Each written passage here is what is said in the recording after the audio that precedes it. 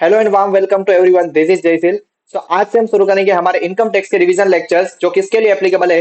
जिन CA या CA में intermediate students का दिसंबर 25 या जनवरी 26 में अटेम्प्ट है, उनके लिए यहाँ पे रिवीजन लेक्चर्स रिलेवेंट रहेंगे। ठीक है, तो सबसे पहले मैं आपको इस सब्जेक्ट से रिलेटेड कुछ चीजें बता दूं। जो आपका सीए इंटरमीडिएट लेवल पे पेपर नंबर 3 है, दैट इज टैक्सेशन, जो 100 मार्क्स का सब्जेक्ट है, उसको दो पार्ट में कवर किया गया है। एक तो आपका डायरेक्ट टैक्स एंड दूसरा आपका indirect tax, that is GST. अब दोनों सब्जेक्ट को यहाँ पे इक्वल वेटेज दिया गया है, दैट इज ऑफ 50 मार्क्स। अब जो 50 मार्क्स है उसमें से आपका 35 मार्क्स का डिस्क्रिप्टिव पेपर रहेगा और 15 मार्क्स के आपको एमसीक्यूज पूछे जाएंगे, और ये सेम पैटर्न आपका जीएसटी में भी यूज किया गया है। तो टोटल कुल मिला के आपका 17 मार्क्स का डिस्क्रिप्टिव पेपर रहेगा और 30 मार्क्स के आपको एमसीक्यूज पूछे जाएंगे। अब मैं यहाँ पे आपको इनकम टैक्स सब्जेक्ट के रिवीजन लेक्चर्स प्रोवाइड करूंगा। ठीक है, तो अब यहाँ पे हमारी इस रिवीजन सीरीज में सभी चैप्टर्स का सीक्वेंस क्या रहेगा वो हम यहाँ पे डिस्कस कर लेते हैं। सबसे पहले आपका जो पहला चैप्टर है, basic concept tax rates and new tax regime under section 115 BSc, इस चैप्टर से हम स्टार्ट करेंगे।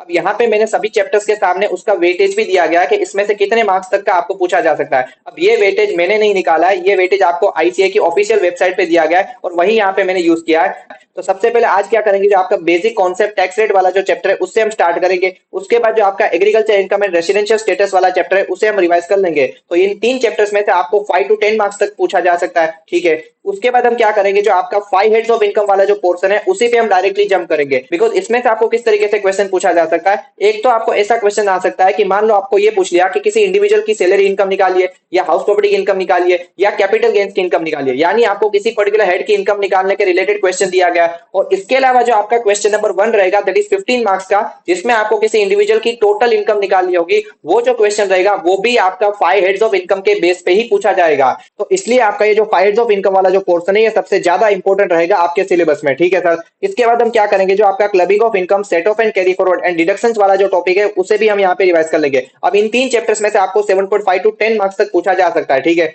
अब उसके बाद आपका एक और इंपॉर्टेंट चैप्टर आता है, that is advance tax, TDS and TCS and return of income. इसमें से आपको 7.5 to 10 मार्क्स तक पूछा जा सकता है। अब इसमें भी आपका जो टीडीएस एंड टीसीएस वाला जो टॉपिक है ना, उसमें से आपको हर एग्जाम में 4 to 6 मार्क्स तक क्वेश्चन पूछा जाता है। ठीक है, उसके बाद हम क्या करेंगे, जो आपका alternate minimum tax and exemption वाला चैप्टर है उसे भी रिवाइज कर लेंगे। और लास्ट में आपका दिया गया है computation of total income and tax library. अब इस चैप्टर के लिए मैं आपको डायरेक्टली क्वेश्चन का ही रिवीजन प्रोवाइड कर दूंगा, बिकॉज इस चैप्टर के लिए आपको कोई अलग से कंसेप्ट नहीं पढ़ने, जो आपको ऊपर चैप्टर्स दिए गए उसी के बेस पे आपको ये टोटल इनकम का क्वेश्चन पूछा जाता है। तो जो आपका पहला क्वेश्चन रहेगा 15 मार्क्स का, उसमें आपका जो 5 हेड्स ऑफ इनकम वाला जो पोर्शन था उसी में से आपको एडजस्टमेंट पूछे जाएंगे, और ज्यादातर आपका जो बिजनेस इनकम वाला हेड था उसी में से मोस्ट ऑफ एडजस्टमेंट आपको दिख जाएंगे। उसके अलावा आपको कई बार क्लबिंग ऑफ इनकम या सेट ऑफ कैरी फॉरवर्ड के एडजस्टमेंट दिख जाएंगे। उसके अलावा आपको यहाँ पे डिडक्शन वाला पार्ट भी कुछ पूछा जाएगा। और इसके अलावा अगर आपको ये पूछा गया है कि इस इंडिविजुअल की टैक्स लायबिलिटी निकालिए, या फिर आपको ये दिया गया है कि इस इंडिविजुअल की टोटल इनकम निकालिए अंडर सेक्शन 115 बीएससी यानी न्यू टैक्स रिजिम, तो फिर आपका जो पहला चैप्टर था बेसिक टैक्स रेट वाला चैप्टर वो भी यहाँ पे कवर हो जाएगा। ठीक है सर, तो ये हमारा सारे चैप्टर्स का यहाँ पे सीक्वेंस रहेगा। ठीक है, इसके अलावा मैंने यहाँ पे जो रिवीजन लेक्चर्स में जो कंसेप्ट नोट्स यूज किए हैं, अगर आपको मेरे concept notes and question bank का एक्सेस चाहिए तो मैंने उसका पीडीएफ अपने टेलीग्राम चैनल पे प्रोवाइड किया है। अभी तक अगर आपने मेरा टेलीग्राम चैनल ज्वाइन नहीं किया है तो आप जल्दी से जाके ज्वाइन कर लीजिए, मैंने उसका लिंक डिस्क्रिप्शन बॉक्स में दिया है। इसके अलावा मैं आपको एक और चीज बता दूं कि जो आपका concept notes and question bank है उसमें थोड़ा सा काम अभी पेंडिंग है, कुछ चैप्टर्स में अभी काम चल रहा है। तो इनिशियली मैं क्या करूंगा, कुछ रिवीजन लेक्चर्स के लिए आपको चैप्टर वाइज पीडीएफ प्रोवाइड कर दूंगा concept notes and question bank की। लेकिन जैसे ही आपके पूरे concept notes and question bank prepare हो जाएंगे, उसके बाद मैं आपको फुल बुक का पीडीएफ भी आपको प्रोवाइड कर दूंगा अपने टेलीग्राम चैनल पे, तो उसके बाद आप डाउनलोड कर सकते हैं। ठीक है, I hope you will understand. ठीक है सर, तो चलो अब हम शुरू करते हैं अपने पहले चैप्टर का रिवीजन, दैट इज आपका basic concept tax rate for assessment year 25-26 and new tax regime under section 115 BSC. तो इस चैप्टर से हम स्टार्ट करेंगे। सबसे पहले आपको एक वर्ड दिया है टैक्स, इसका मतलब क्या, we all know that it is a financial charge जो गवर्नमेंट हमसे कलेक्ट करती है। लेकिन गवर्नमेंट हमसे टैक्सेस क्यों कलेक्ट करती है, बिकॉज गवर्नमेंट के लिए जो टैक्सेस है उसका एक मेजर सोर्स ऑफ रेवेन्यू है, और गवर्नमेंट ने जो रेवेन्यू जनरेट किया उससे कई सारे पर्पस के लिए खर्चा किया जाता है, जैसे कि डिफेंस के लिए, एजुकेशन पर्पस के लिए, मेडिकल या हेल्थ केयर पर्पस के लिए। तो उन पर्पस के लिए खर्चा करने के लिए वो रेवेन्यू यूज किया जाता है। ठीक है, उसके बाद हमें इस सब्जेक्ट में इनकम टैक्स एक्ट पढ़ना है या इनकम टैक्स लॉ पढ़ना है। आपको इनकम टैक्स लॉ पढ़ना है, बिकॉज आपके सब्जेक्ट का नाम ही है इनकम टैक्स लॉ। और इनकम टैक्स लॉ में आपको बहुत सारी चीजें कवर करनी है, जैसे कि आपको इनकम टैक्स एक्ट 1961 पढ़ना है, उसके बाद आपको पढ़ना है इनकम टैक्स रूल्स 1962, उसके बाद आपको एनुअल फाइनेंस एक्ट भी पढ़ना है जो आपकी एग्जाम के लिए एप्लीकेबल है। उसके अलावा कुछ नोटिफिकेशन या सर्कुलर इशू किए जाते हैं सीबीडीटी या सेंट्रल गवर्नमेंट द्वारा, वो भी आपको पढ़ने हैं। और कुछ यहाँ पे लीगल डिसीजन ऑफ कोर्ट जिसे हम केस लॉ कहते हैं वो भी आपको यहाँ पे पढ़ने होंगे। तो सबसे पहले आपको जो पढ़ना है वो है इनकम टैक्स एक्ट 1961। जिसमें टोटल 298 सेक्शंस एंड 14 शेड्यूल्स दिए गए हैं। और ये इनकम टैक्स एक्ट पूरे इंडिया पे एप्लीकेबल है इंक्लूडिंग जम्मू एंड कश्मीर। और ये इनकम टैक्स एक्ट 1 अप्रैल 1962 से एप्लीकेबल किया गया था। ठीक है, इसके अलावा आपको पढ़ना है इनकम टैक्स रूल्स 1962। इसका मतलब क्या है, आपने इनकम टैक्स एक्ट के प्रोविजंस तो बना दिए, लेकिन उन प्रोविजंस को कैसे इंप्लीमेंट किया जाएगा वो आपको रूल्स में दे रखा है। और ये इनकम टैक्स के रूल्स सीबीडीटी द्वारा इश्यू किए जाते हैं। जैसे कि फॉर एन एग्जांपल आपको इनकम टैक्स एक्ट में दे दिया कि आपको डेप्रिसिएशन मिलेगा, लेकिन डेप्रिसिएशन कौन से रेट से मिलेगा वो आपको रूल्स में दे रखा है। उसके बाद मान लो आपको अपना रिटर्न ऑफ इनकम फाइल करना है, वो आपको इनकम टैक्स एक्ट में दे दिया, लेकिन आपको कौन से फॉर्म में फाइल करना है, अपना रिटर्न ऑफ इनकम कब फाइल करना है, वो आपको इनकम टैक्स के रूल्स में दे रखा है। ठीक है सर। उसके बाद हमें पढ़ना है आपका एनुअल फाइनेंस एक्ट। अब इसका मतलब क्या है, हर साल आपका इनकम टैक्स एक्ट अमेंड किया जाता है, लेकिन it is not the income tax act which is directly amended, it is because of the finance act income tax act gets amended. Finance act की वजह से आपका इनकम टैक्स एक्ट अमेंड किया जाता है। अब ये एनुअल फाइनेंस एक्ट का मतलब क्या है, हर साल हमारे जो फाइनेंस मिनिस्टर है वो 1 फरवरी को यहाँ पे बजट प्रेजेंट करते हैं। उस बजट में बहुत सारी बातें डिस्कस की जाती है, लेकिन उस बजट का एक पार्ट होता है आपका फाइनेंस बिल। अब फाइनेंस बिल में क्या होता है कि जो भी direct tax and indirect tax के जो अमेंडमेंट्स है वो फाइनेंस बिल के थ्रू प्रपोज एंड प्रेजेंट किए जाते हैं। उसके बाद आपका finance bill both houses of parliament में पास किया जाएगा, और उसके बाद वो जाएगा प्रेसिडेंट सर के असेंट के लिए, और प्रेसिडेंट सर से असेंट मिलने के बाद वो फाइनेंस बिल से फाइनेंस एक्ट बन जाएगा। और उसके बाद जो भी डायरेक्ट टैक्स के अमेंडमेंट है वो अगले साल से एप्लीकेबल किए जाएंगे और आपके इनकम टैक्स एक्ट में इनकॉर्पोरेट कर दिए जाएंगे। ठीक है सर। उसके अलावा यहाँ पे जो आपका फाइनेंस एक्ट है उसमें लास्ट में 2-3 स्केड्यूल्स दिए जाते हैं। उसमें आपका जो फर्स्ट स्केड्यूल है उसमें क्या दिया जाता है, जैसे कि आपका जो पार्ट नंबर 1 है उसमें करंट असेसमेंट ईयर के लिए टैक्स रेट्स क्या रहेंगे वो दिया जाएगा। पार्ट नंबर 2 में आपको क्या दिया जाएगा कि करंट फाइनेंशियल ईयर के लिए टीडीएस के रेट्स क्या रहेंगे। ठीक है, पार्ट नंबर 3 में दिया जाएगा कि सैलरी के पेमेंट पे टीडीएस कौन से रेट से काटना है, एंड आपका एडवांस टैक्स आपको कौन से रेट से कंप्यूट करना है वो दिया जाएगा। एंड पार्ट नंबर 4 में दिया जाएगा कि आप अपनी नेट एग्रीकल्चर इनकम कैसे निकालेंगे वो दिया जाएगा। ठीक है, उसके बाद आपको पढ़ना था सर्कुलर्स एंड नोटिफिकेशन। सबसे पहले सर्कुलर्स का मतलब क्या है, कई बार क्या होता है कि जो इनकम टैक्स एक्ट या रूल्स के जो प्रोविजन है उनमें कई बार कोई डाउट क्रिएट हो जाता है या कोई एम्बिग्विटी क्रिएट हो जाती है, या फिर जो इनकम टैक्स डिपार्टमेंट के जो ऑफिसर्स है उनमें ही आपस में किसी पर्टिकुलर मैटर या प्रोविजन को लेके डिफरेंस ऑफ ओपिनियन क्रिएट हो जाता है। तो उन चीजों को क्लेरिफाई करने के लिए या रिजोल्व करने के लिए यहाँ पे एक क्लेरिफिकेशन इश्यू किया जाता है सीबीडीटी द्वारा, जिसे हम सर्कुलर कहते हैं। ठीक है, अब यहाँ पे जो सर्कुलर है वो पूरे डिपार्टमेंट पे बाइंडिंग रहेगा, लेकिन ये एसएससी के लिए बाइंडिंग नहीं है। एसएससी चाहे तो वो उसे फॉलो कर सकता है अगर उसके लिए वो बेनिफिशियल है, लेकिन डिपार्टमेंट को तो फॉलो करना ही होगा। ठीक है, उसके अलावा आपको पढ़ने थे नोटिफिकेशन। अब इसका मतलब क्या है कि कई बार जो इनकम टैक्स एक्ट के प्रोविजन और अमेंडमेंट्स का इफेक्ट नोटिफाई करने के लिए नोटिफिकेशन इश्यू किया जाता है, या फिर notification is also issued for the communication of any change in the provision of the act. यानी अगर मान लो किसी पर्टिकुलर ईयर के लिए इनकम टैक्स एक्ट या रूल्स के प्रोविजन में आपको चेंज लाना है, तो वो चेंज भी आप कम्युनिकेट करने के लिए नोटिफिकेशन इश्यू करेंगे। ठीक है, और जो नोटिफिकेशन है वो डिपार्टमेंट एंड एसएससी दोनों पे बाइंडिंग रहेगा। ठीक है, और उसके अलावा यहाँ पे आपको दिया गया लीगल डिसीजन ऑफ कोर्ट, जिसे हम केस लॉज भी कहते हैं। अब इसकी जरूरत यहाँ पे क्यों पड़ी, क्योंकि लॉ मेकर्स ने लॉ बना दिया, लॉ के इंप्लीमेंटर ने लॉ को इंप्लीमेंट कर दिया, यानी सीबीडीटी ने इनकम टैक्स एक्ट को इंप्लीमेंट तो करा दिया, लेकिन जब उस लॉ को इंप्लीमेंट किया गया तब उसमें बहुत सारी दिक्कतें मिली, कुछ आपको इश्यूज मिले, कुछ लूपहोल्स मिले। तो इसकी वजह से यहाँ पे आपको जरूरत पड़ी जो इंडिया की जुडिशियरी सिस्टम है, यानी जो हाई कोर्ट या सुप्रीम कोर्ट वगैरह, उनकी आपको जरूरत पड़ी। अब ये जो high court and supreme court है ये क्या करते हैं कि जो भी आपके एक्ट या लॉ में जो इश्यूज है, जो लूपहोल है, उन पर्टिकुलर मैटर्स को लेके आपको एक जजमेंट दिया जाता है, डिसीजन दिया जाता है। अब आपको ये पता है कि supreme court is the apex court of the country, यानी सुप्रीम कोर्ट ने जो जजमेंट दिया, जो डिसीजन दिया है वो पूरी इंडिया के लिए एप्लीकेबल हो जाएगा, यानी एक प्रकार से वो लॉ बन जाएगा। लेकिन हाई कोर्ट ने जो डिसीजन दिया, जजमेंट दिए है, वो उसी रिस्पेक्टिव स्टेट के लिए एप्लीकेबल होंगे जिस पर्टिकुलर स्टेट में उस हाई कोर्ट का जुरिस्डिक्शन है। ठीक है सर। उसके बाद यहाँ पे मैंने टाइप्स ऑफ द टैक्सेस यानी direct tax and indirect tax का डिफरेंस दिया हुआ है। It is very simple, you can read it. उसके बाद यहाँ पे दिया गया आपका constitutional validity of income tax act और पावर टू लेवी टैक्सेस, यानी गवर्नमेंट को ये इनकम टैक्स लेवी एंड कलेक्ट करने का पावर कहाँ दिया गया। तो सबसे पहले आपको ये मालूम है कि जो इनकम टैक्स है वो एक सेंट्रल टैक्स है, जो हम सेंट्रल गवर्नमेंट को पे कर रहे हैं। तो ये पावर उनको कहाँ दिया गया, तो वो उनको कॉन्स्टिट्यूशन ऑफ इंडिया में दिया गया है। सबसे पहले आर्टिकल 265 कॉन्स्टिट्यूशन ऑफ इंडिया क्या कहता है कि आप कोई भी टैक्सेस लेवी या कलेक्ट नहीं कर सकते जब तक आपके पास दो चीजें ना हो। क्या कि एक तो आपके पास उसके लिए पर्टिकुलर लॉ होना चाहिए, and that law should have been pass by the particular authority, और वो अथॉरिटी कौन होगी, आपकी पार्लियामेंट। बिकॉज जो पूरी कंट्री के लिए, पूरी इंडिया के लिए जो लॉ बनाना है वो पार्लियामेंट द्वारा पास किया जाता है। लेकिन जिन दिनों में पार्लियामेंट सेशन में नहीं रहेगी तो उन दिनों में आपके प्रेसिडेंट सर भी कोई लॉ या ऑर्डिनेंस वगैरह पास कर सकते हैं। ठीक है सर। अब सेंट्रल गवर्नमेंट को इनकम टैक्स लेवी कलेक्ट करने का पावर कहां दिया है? आर्टिकल 246 में दिया है। Article 246 read with the 7th schedule of the constitution of India में आपको तीन लिस्ट दी गई है। पहला आपका यूनियन लिस्ट, दूसरा आपका स्टेट लिस्ट, तीसरा आपका कॉन्करेंट लिस्ट। यूनियन लिस्ट में क्या दे रखा है कि कुछ ऐसी मैटर्स है जो यूनियन लिस्ट में डिफाइन कर रखी है कि जिसे लेके लॉ बनाने का पावर सिर्फ सेंट्रल गवर्नमेंट के पास रहेगा, यानी पार्लियामेंट के पास रहेगा। उसी सेम तरीके से आपको स्टेट लिस्ट दे रखी है, उसमें भी कुछ ऐसी मैटर्स डिफाइन कर रखी है जिसे लेके लॉ बनाने का पावर सिर्फ स्टेट गवर्नमेंट के पास रहेगा। और कॉन्करेंट लिस्ट का मतलब क्या है कि कुछ ऐसी मैटर्स रहेगी जिसे लेके सेंट्रल गवर्नमेंट और स्टेट गवर्नमेंट दोनों को मिलकर अपनी पावर एक्सरसाइज करनी होगी, जैसे कि जीएसटी। जीएसटी जो है वो central government and state government दोनों मिलकर यहाँ पे लेवी एंड कलेक्ट कर रहे हैं, ठीक है।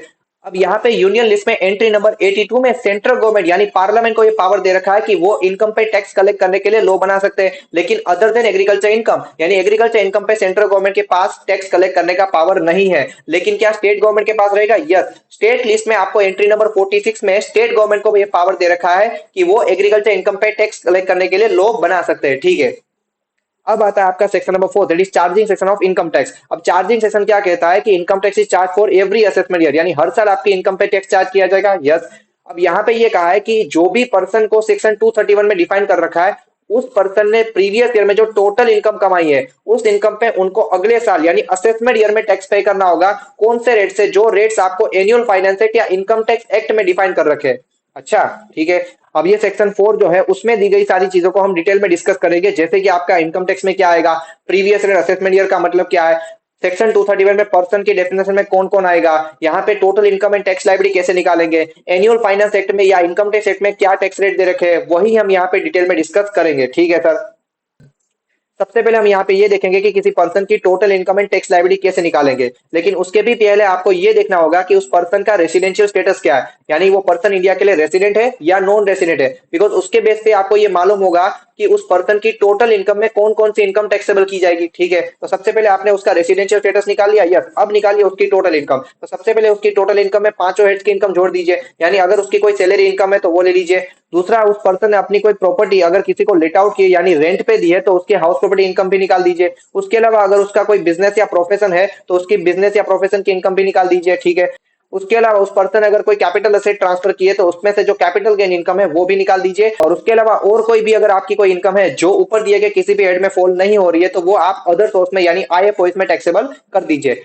अब यहाँ पे आपको पांचों हेड्स की इनकम मिल गई। अब उसमें आपको दो और एडजस्टमेंट करने हैं, एक तो आपका क्लबिंग ऑफ इनकम एंड दूसरा set of of losses. Clubbing of income का मतलब क्या है कि अगर किसी और पर्सन की इनकम आपके हाथ में क्लब की जा रही है, आपके हाथ में टैक्सेबल की जा रही है, तो वो भी आप ऐड कर दीजिए। और उसके अलावा अगर मान लो ऊपर दिए गए किसी भी हेड्स ऑफ इनकम में आपको लॉस आ गया तो वो लॉस अगर किसी और हेड से आप सेट ऑफ कर पा रहे तो वो लेस कर दीजिए, आपको मिल जाएगा ग्रॉस टोटल इनकम। अब जो आपको ग्रॉस टोटल इनकम मिला उसमें से आपको डिडक्शन दिए जाएंगे अंडर चैप्टर 6 है। तो यानी चैप्टर 6 में आपको जो सेक्शन 80 की सीरीज के जो भी डिडक्शन मिल रहे हैं वो आप लेस कर दीजिए। और अगर आपका एसीजेड में यूनिट है तो फिर आपको 10AA का डिडक्शन दिया जाता है, वो मिल रहा है तो वो भी आप ले लीजिए। उसके बाद आपको मिल जाएगा टोटल इनकम यानी नेट टैक्सेबल इनकम, ठीक है। अब हम यहाँ पे क्या करेंगे, इस पर्सन की टोटल इनकम पे टैक्स लायबिलिटी निकालेंगे। तो सबसे पहले जब आप टैक्स लायबिलिटी निकालेंगे तो पहले आपको उस पर्सन की टोटल इनकम को दो पार्ट में डिवाइड करना होगा। एक तो आपकी स्पेशल रेट्स वाली इनकम और दूसरी आपकी नॉर्मल इनकम। बिकॉज जो स्पेशल रेट्स वाली इनकम है वो उसी पर्टिकुलर स्पेशल रेट से टैक्सेबल की जाएगी जो रेट आपको दे रखा है, तो उस रेट से आपको टैक्स निकालना होगा। और बाकी की आपकी जो नॉर्मल इनकम है उस पर जो जनरल टैक्स रेट रहेगा उस रेट से आपको टैक्स कैलकुलेट करना होगा। तो सबसे पहले आपको टैक्स का अमाउंट मिल गया, यस।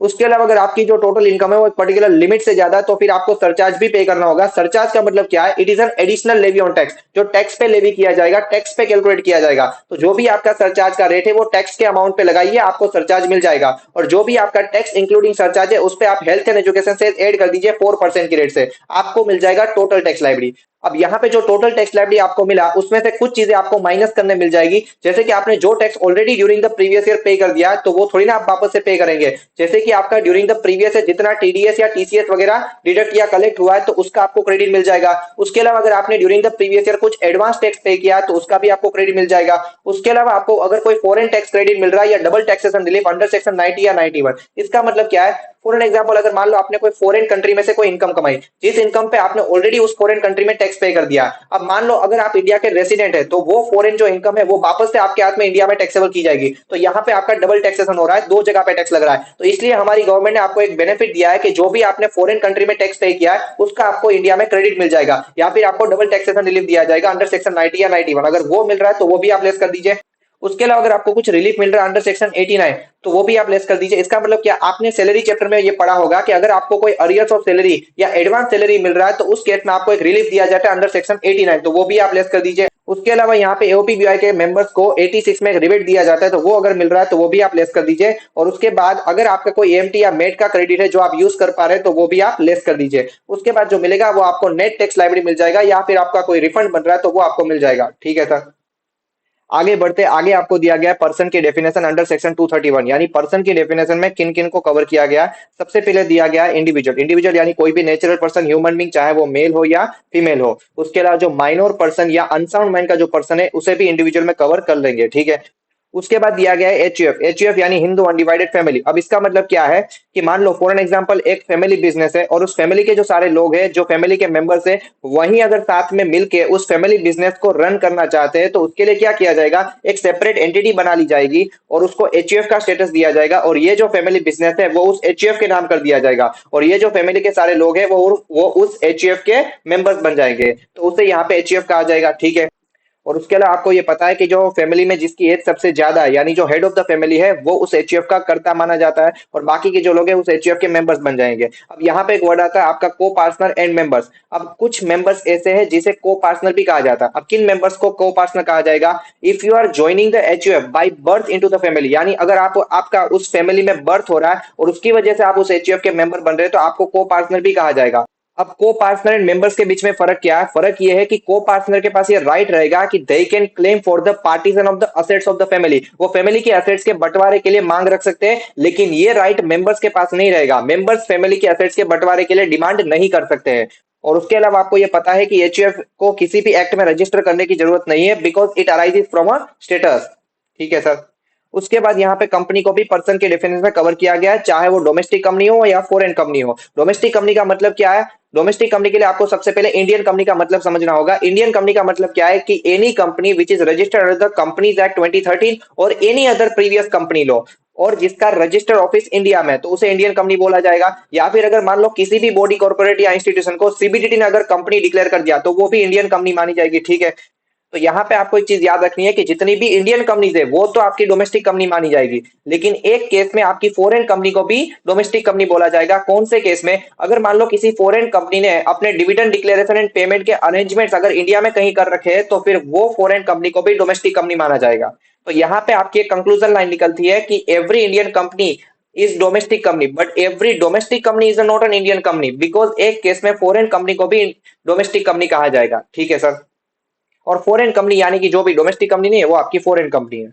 उसके अलावा पार्टनरशिप फर्म एंड एलएलपी को भी पर्सन में कवर किया गया है। अब जब भी हम इनकम टैक्स एक्ट में किसी प्रोविजन के लिए पार्टनरशिप फर्म की बात करेंगे तो it will also include LLP, यानी कोई प्रोविजन अगर फर्म के लिए एप्लीकेबल है तो वो एलएलपी पे भी एप्लीकेबल किया जाएगा। लेकिन कुछ ऐसे एक्सेप्शनल प्रोविजन या सर्कमस्टेंसेस है जिसमें सिर्फ वो प्रोविजन फर्म के लिए एप्लीकेबल होगा, एलएलपी वहां पे कवर नहीं किया गया है। ठीक है, उसके अलावा जो एसोसिएशन ऑफ पर्सन या बॉडी ऑफ इंडिविजुअल यानी कि एओपीबीआई, उनको भी पर्सन में कवर किया गया है। अब एओपीबीआई का मतलब क्या है कि मान लो जब भी दो या दो से ज्यादा पर्सन साथ में मिलकर अगर किसी कॉमन पर्पस या एक्टिविटी के लिए, क्या कोई बिजनेस या प्रोजेक्ट के लिए अगर साथ में मिलकर काम कर रहे हैं और उसमें से जो भी रेवेन्यू या इनकम जनरेट करेंगे वो आपस में बांट लेंगे, लेकिन उस एक्टिविटी के लिए उन्होंने कोई भी फॉर्मल पार्टनरशिप डीड या फिर कोई कंपनी या एलएलपी इनकॉर्पोरेट नहीं किया, तो फिर उस केस में उनका वो जो ज्वाइंट वेंचर है उसे इनकम टैक्स में एओपीबीआई कहा जाएगा। ठीक है, अब कब उसे एओपी कहा जाएगा, कब उसे बीओआई कहा जाएगा, तो अगर मान लो उस ज्वाइंट वेंचर में सिर्फ और सिर्फ इंडिविजुअल्स मेंबर है तो उसे बॉडी ऑफ इंडिविजुअल कहा जाएगा। लेकिन अगर मान लो ज्वाइंट वेंचर में कुछ अदर पर्सन लाइक फर्म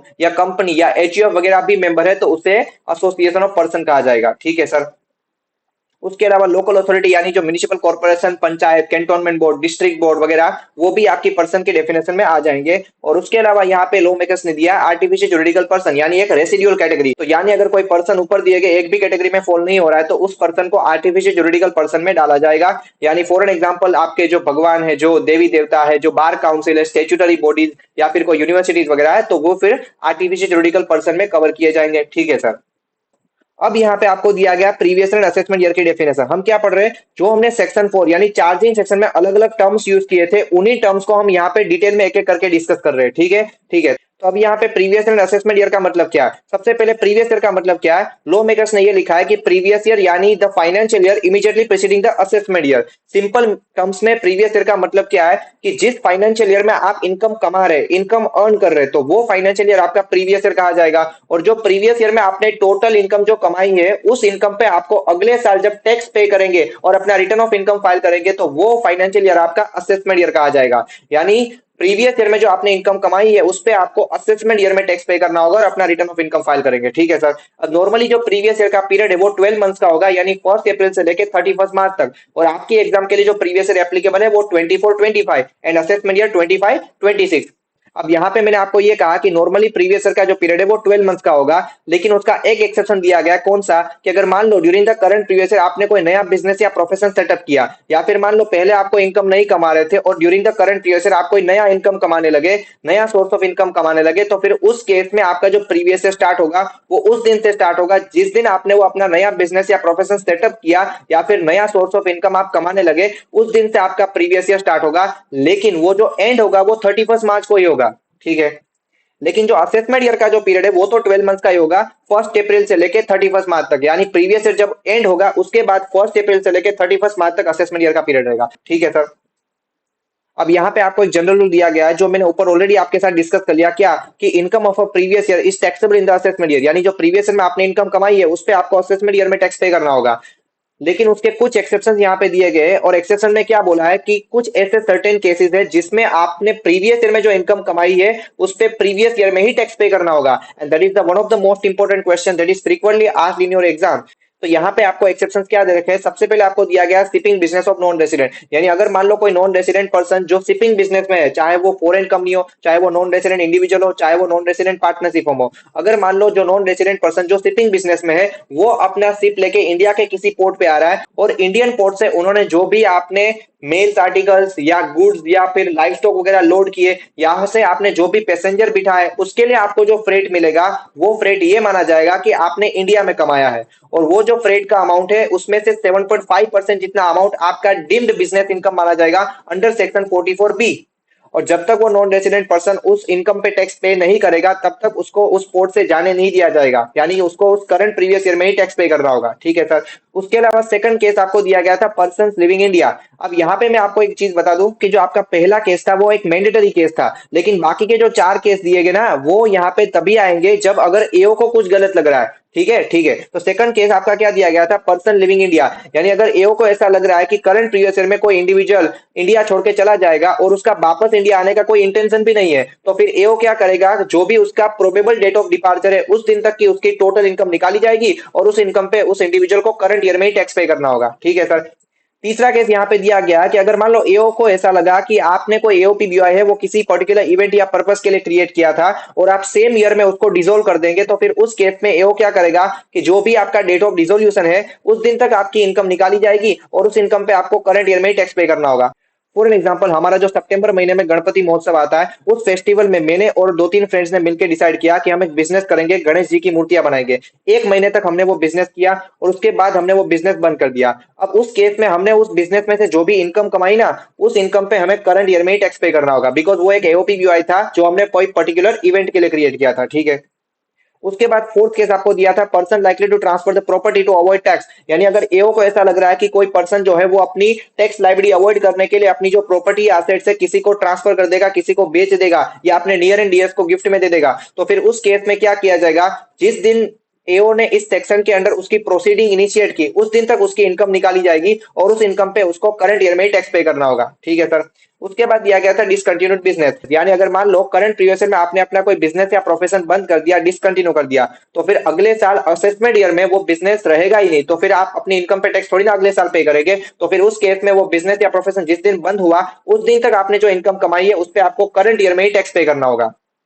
तो हमने यहाँ पे ये क्या डिस्कस किया कि भाई कुछ ऐसे एक्सेप्शंस दिए गए हैं जिसमें आपने प्रीवियस ईयर में जो इनकम कमाई है उस पे प्रीवियस ईयर में ही टैक्स पे करना होगा। जनरल रूल आपका क्या था कि प्रीवियस ईयर में आपने जो इनकम कमाई है उस पे असेसमेंट ईयर में टैक्स लगेगा, लेकिन उसके ये कुछ एक्सेप्शंस दे रखे हैं। ठीक है सर। उसके अलावा आपको यहाँ पे असेसी की डेफिनेशन दे रखी है अंडर सेक्शन 27। अब असेसी का मतलब क्या है? किस पर्सन को असेसी बोला जाएगा? तो लॉ मेकर्स ने यहाँ पे ये लिखा है कि every person who is liable to pay tax और any other sum under this act, किसी भी पर्सन के ऊपर अगर टैक्स लाइबिलिटी आ रही है या फिर कोई और अमाउंट पे करने की लाइबिलिटी आ रही है। अब एनी अदर सम का मतलब क्या है, अगर आपको इनकम टैक्स में कोई इंटरेस्ट या पेनल्टी या लेट फीस वगैरह भी पे करना है तो फिर आपको भी असेसी कहा जाएगा। उसके अलावा अगर किसी पर्सन के अगेंस्ट में उसकी इनकम को लेके या लॉस या रिफंड को लेके अगर असेसमेंट शुरू हो गया है तो फिर उस पर्सन को भी असेसी बोला जाएगा। उसके अलावा अगर किसी पर्सन को डीम्ड असेसी माना जा रहा है तो वो भी असेसी कहा जाएगा।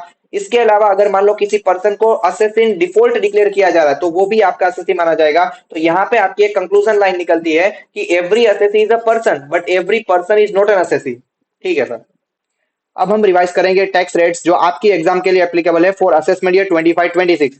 अब जो टैक्स रेट्स है वो टैक्स लाइबिलिटी निकालने के लिए यूज करेंगे। अब इसके लिए मैंने आपको पहले बताया था कि जब आप अपनी टोटल इनकम पे टैक्स लाइबिलिटी निकालेंगे तो आपको अपनी टोटल इनकम को दो पार्ट में डिवाइड करना होगा। एक तो आपकी स्पेशल रेट्स वाली इनकम और दूसरी आपकी नॉर्मल इनकम। बिकॉज जो स्पेशल रेट्स वाली इनकम है वो उसी पर्टिकुलर स्पेसिफिक रेट से टैक्सेबल की जाएगी जो रेट आपको दे रखा है, और जो बाकी की आपकी नॉर्मल इनकम है जिसपे कोई स्पेशल रेट नहीं है उस पे आपका जनरल टैक्स रेट लगेगा। ठीक है, तो सबसे पहले हम डिस्कस करेंगे आपके जनरल टैक्स रेट जो आपको फाइनेंस एक्ट 24 के मुताबिक दिए गए हैं अंडर द रेगुलर टैक्सेज्म। सबसे पहले हम रेगुलर टैक्सेज्म यानी ओल्ड टैक्सेज्म में जनरल टैक्स रेट क्या दे रखे हैं वो हम यहाँ पे डिस्कस करेंगे। तो हम क्या करेंगे, एक एक असेसी वाइज यहाँ पे जनरल टैक्स रेट डिस्कस करेंगे। तो सबसे पहले जो आपको individual HUF AOP BOI and artificial juridical person, चाहे ये लोग रेसिडेंट है या नॉन रेसिडेंट है, इनके लिए यहाँ पे जो जनरल टैक्स रेट है इसे स्लैब रेट भी कहा जाता है। तो इनके लिए स्लैब रेट क्या दे रखा है कि जो आपकी टोटल इनकम है उसमें से 2.5 लाख तक की इनकम पे आपको बेसिक एग्जेम्पशन मिल जाएगा। बेसिक एग्जेम्पशन का मतलब यहाँ पे लॉ मेकर्स ने लिखा है maximum amount that is not chargeable to tax, यानी इतनी इनकम पे कोई टैक्स नहीं लगेगा। उसके बाद 2.5 लाख से लेकर 5 लाख तक की इनकम पे 5% की रेट से टैक्स लगेगा। 5 लाख से लेकर 10 लाख तक की इनकम पे 20% की रेट से टैक्स लगेगा। एंड 10 लाख से ऊपर जितनी आपकी इनकम है उस पे 30% की रेट से टैक्स लगेगा। यानी आपका स्लैब रेट क्या बना कि 2.5 लाख तक बेसिक एग्जेम्पशन, 2.5 लाख से 5 लाख तक 5%, 5 लाख से 10 लाख तक 20%, मोर देन 10 लाख 30%। ठीक है सर। उसके अलावा यहाँ पे आपको एक और चीज याद रखनी है कि जो 2,50,000 वाला जो स्लैब रेट है ये इंडिविजुअल्स के केस में कौन से इंडिविजुअल्स के लिए एप्लीकेबल होगा। तो अगर मान लो कोई इंडिविजुअल नॉन रेसिडेंट इंडिविजुअल है तो उसकी तो एज कितनी भी हो उसके लिए 2.5 लाख वाला स्लैब रेट ही एप्लीकेबल होगा under the normal tax regime. लेकिन अगर मान लो कोई इंडिविजुअल जो इंडिया का रेसिडेंट है तो उसके लिए 2,50,000 वाला स्लैब रेट तभी लगेगा अगर उसकी एज 60 ईयर्स से कम है। बिकॉज अगर मान लो कोई सीनियर सिटीजन है या सुपर सीनियर सिटीजन, अब सीनियर सिटीजन या सुपर सीनियर सिटीजन का मतलब क्या, तो सबसे पहले सीनियर सिटीजन का मतलब क्या दिया लॉ मेकर्स ने कि अगर मान लो कोई रेसिडेंट इंडिविजुअल जिसकी एज 60 ईयर्स या उससे ज्यादा है बट 80 ईयर्स से कम है, कब, ड्यूरिंग द प्रीवियस ईयर, तो उसे सीनियर सिटीजन कहा जाएगा। और अगर मान लो कोई रेसिडेंट इंडिविजुअल जिसकी एज 80 ईयर्स या उससे भी ज्यादा है ड्यूरिंग द प्रीवियस ईयर तो उसे सुपर सीनियर सिटीजन कहा जाएगा। तो गवर्नमेंट ने यहाँ पे जो सीनियर सिटीजन है या सुपर सीनियर सिटीजन वाले जो लोग हैं उनको हायर बेसिक एग्जेम्पशन का बेनिफिट दिया है। तो सबसे पहले अगर कोई इंडिविजुअल जो सीनियर सिटीजन है तो उसे 2.5 लाख के बदले 3 लाख का बेसिक एग्जेम्पशन का बेनिफिट मिल जाएगा। तो उसकी जो टोटल इनकम है उसमें से 3 लाख तक की इनकम पे उसे बेसिक एग्जेम्पशन मिल जाएगा, यानी कोई टैक्स नहीं लगेगा। 3 लाख से लेके 5 लाख तक की इनकम पे 5% की रेट से, 5 लाख से लेके 10 लाख तक की इनकम पे 20% की रेट से, और मोर देन 10 लाख की जो इनकम है उस पे 30% की रेट से टैक्स लगेगा। ठीक है सर। और उसके अलावा अगर मान लो कोई इंडिविजुअल सुपर सीनियर सिटीजन है तो उसे तो 5 लाख तक का बेसिक एग्जेम्पशन मिल जाएगा, यानी टोटल इनकम में से 5 लाख तक की इनकम पे उसे बेसिक एग्जेम्पशन मिल जाएगा, कोई टैक्स नहीं लगेगा। उसके बाद 5 लाख से लेके 10 लाख तक की इनकम पे 20% और मोर देन 10 लाख की जो इनकम है उस पे 30% की रेट से टैक्स लगेगा। यानी आपका जो स्लैब रेट है उसके टैक्स रेट तो सेम ही है लेकिन यहाँ पे हायर बेसिक एग्जेम्पशन का बेनिफिट दिया जा रहा है जो सुपर सीनियर सिटीजन या सीनियर सिटीजन वाले जो लोग हैं।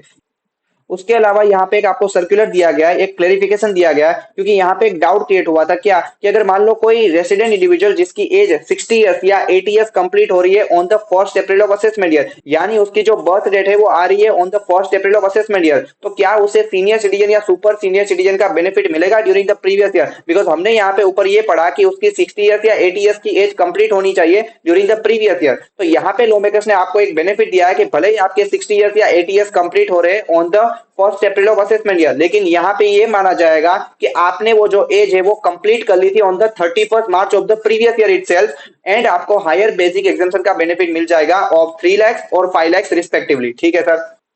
लेकिन आपको ये सर्कुलर का बेनिफिट तभी मिलेगा अगर आपकी जो बर्थ डेट है वो आ रही है on the first April of assessment year, अगर उसके बाद आ रही है तो फिर इसका बेनिफिट नहीं मिलेगा। ठीक है सर।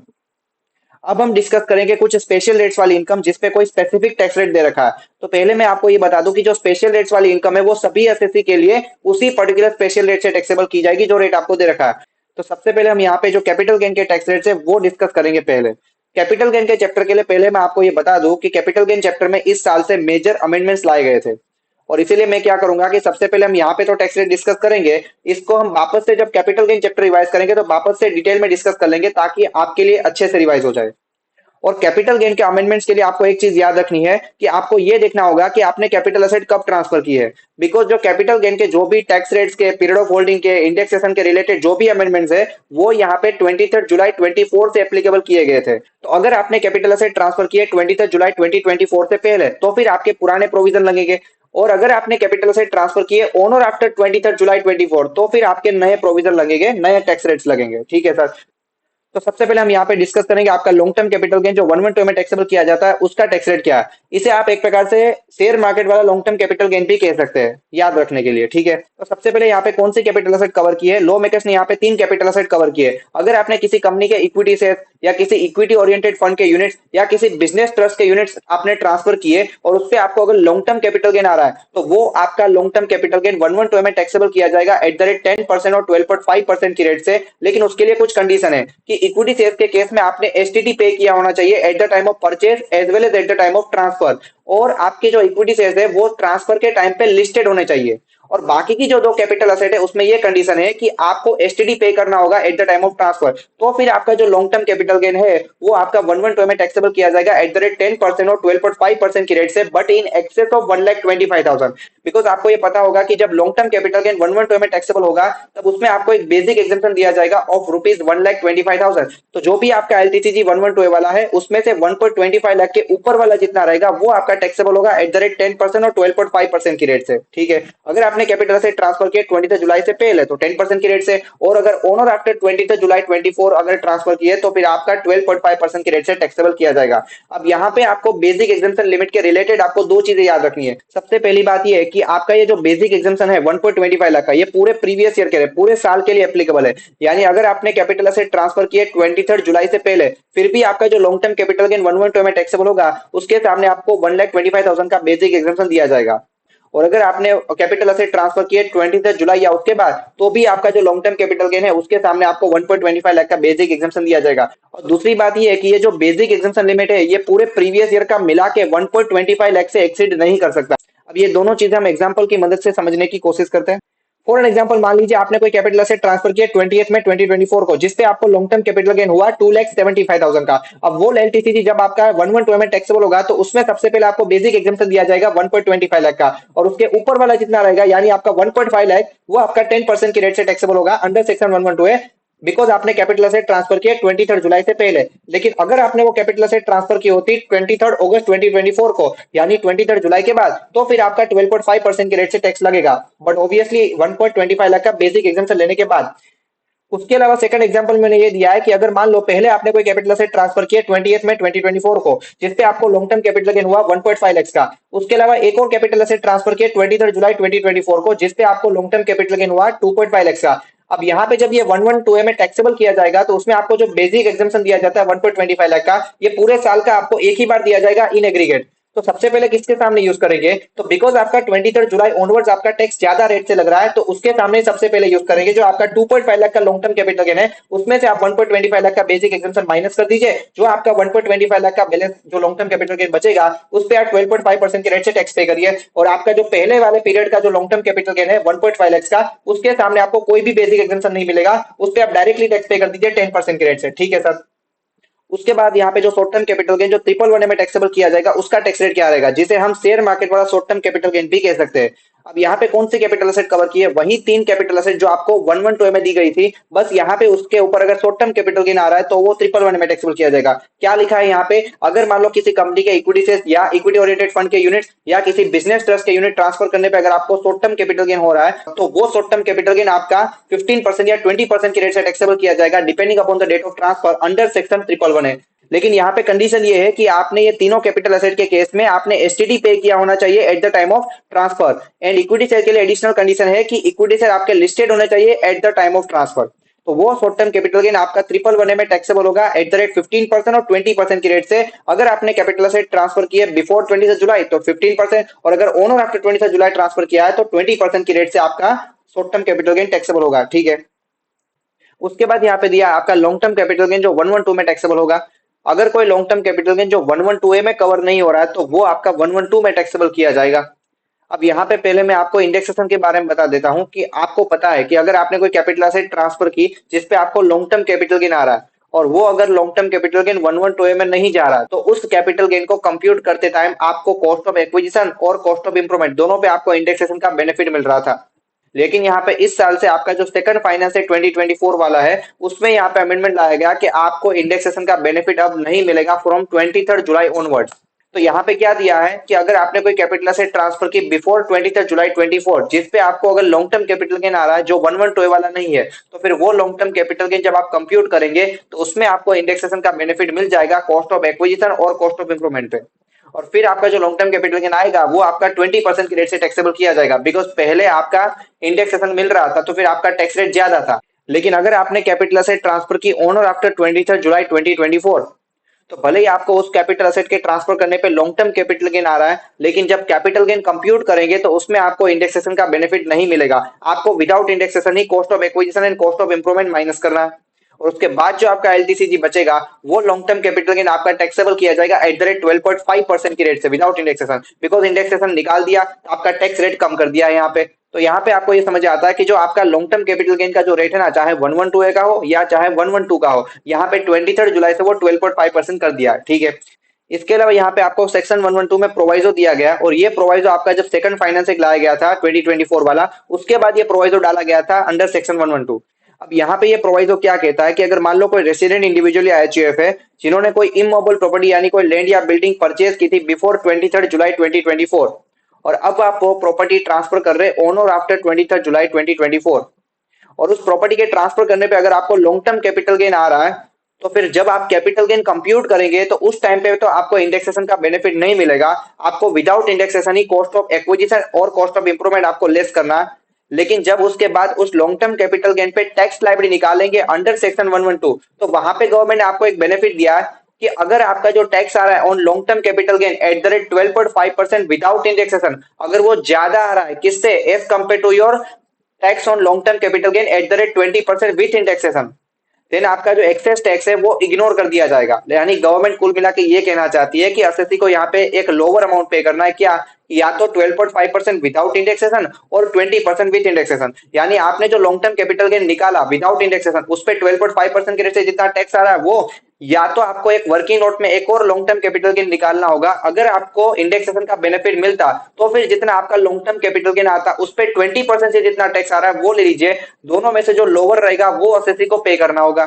ठीक है सर, एक और चीज यहाँ पे ये याद रखना कि अगर आपने जो लॉन्ग टर्म कैपिटल गेन निकाला with indexation for only tax liability purpose उसमें अगर आपका लॉस आ गया तो फिर उस केस में वो लॉस आप set of and carry forward नहीं कर पाएंगे बिकॉज ये सिर्फ और सिर्फ टैक्स लायबिलिटी के पर्पस के लिए लिया जा रहा है।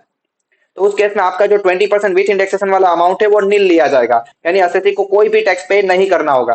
ठीक है सर, इसके अलावा यहाँ पे एक और स्पेशल रेट दिया है लेकिन ये सिर्फ नॉन रेसिडेंट एसएससी के लिए है। यहाँ पे ये बोला है कि अगर मान लो कोई नॉन रेसिडेंट एसएससी ने किसी अनलिस्टेड कंपनी के शेयर या सिक्योरिटीज ट्रांसफर किए और उस पर उसको लॉन्ग टर्म कैपिटल गेन आ रहा है तो फिर वो लॉन्ग टर्म कैपिटल गेन भी 112 में टैक्सेबल किया जाएगा एट द रेट 10% और 12.5% की रेट से depending upon the date of transfer. लेकिन यहाँ पे जब आप लॉन्ग टर्म कैपिटल गेन निकालेंगे तो उसमें उसको इंडेक्सेशन का benefit and foreign currency fluctuation का बेनिफिट नहीं मिलेगा।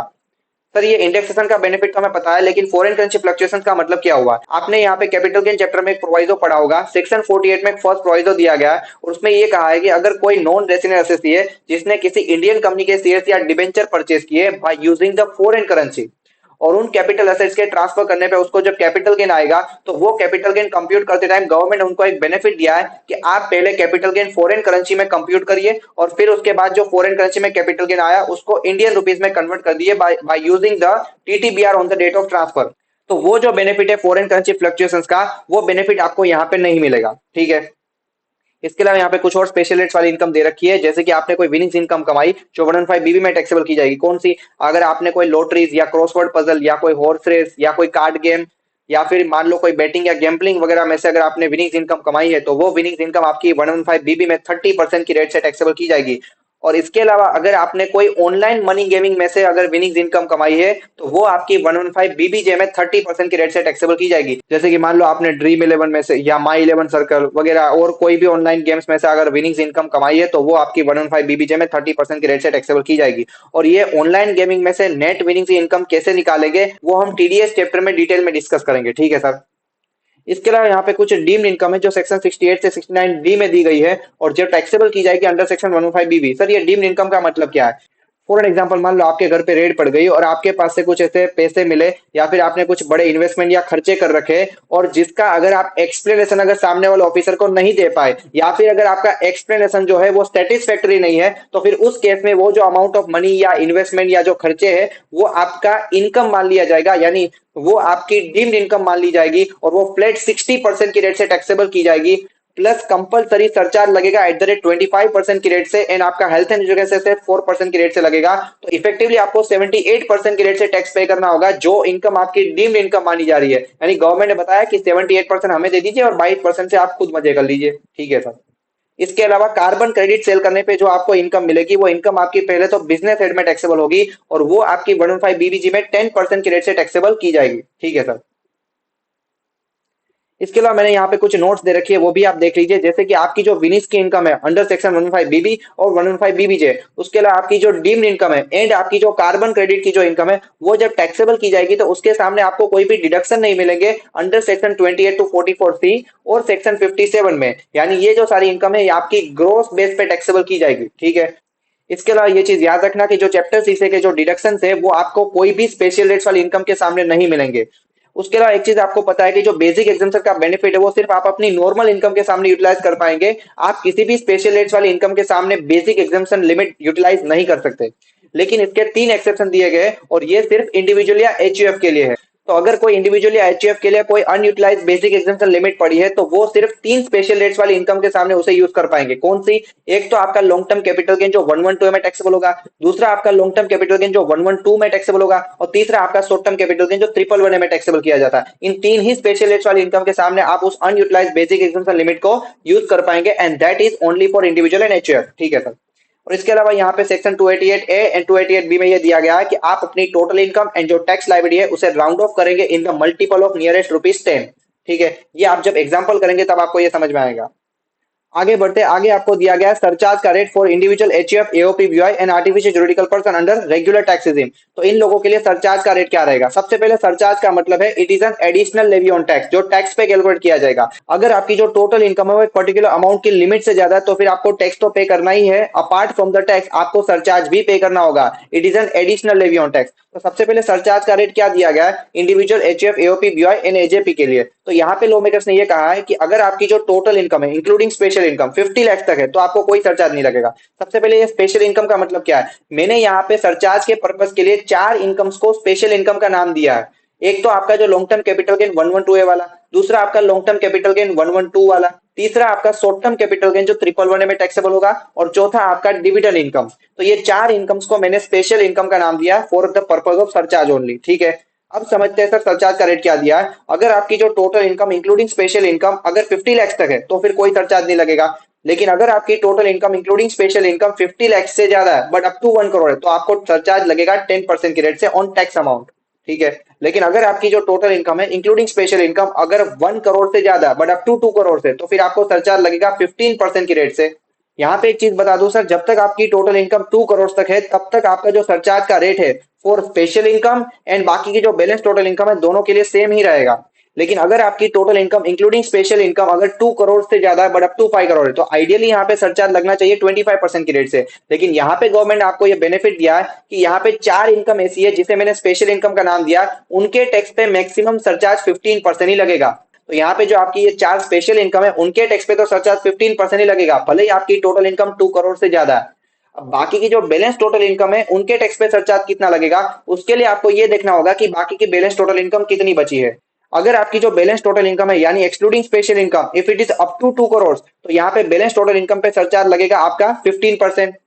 लेकिन अगर आपकी बैलेंस टोटल इनकम जो है वो अगर 2 करोड़ से ज्यादा है बट अप टू 5 करोड़ है तो सरचार्ज लगेगा बैलेंस टोटल इनकम पे 25%।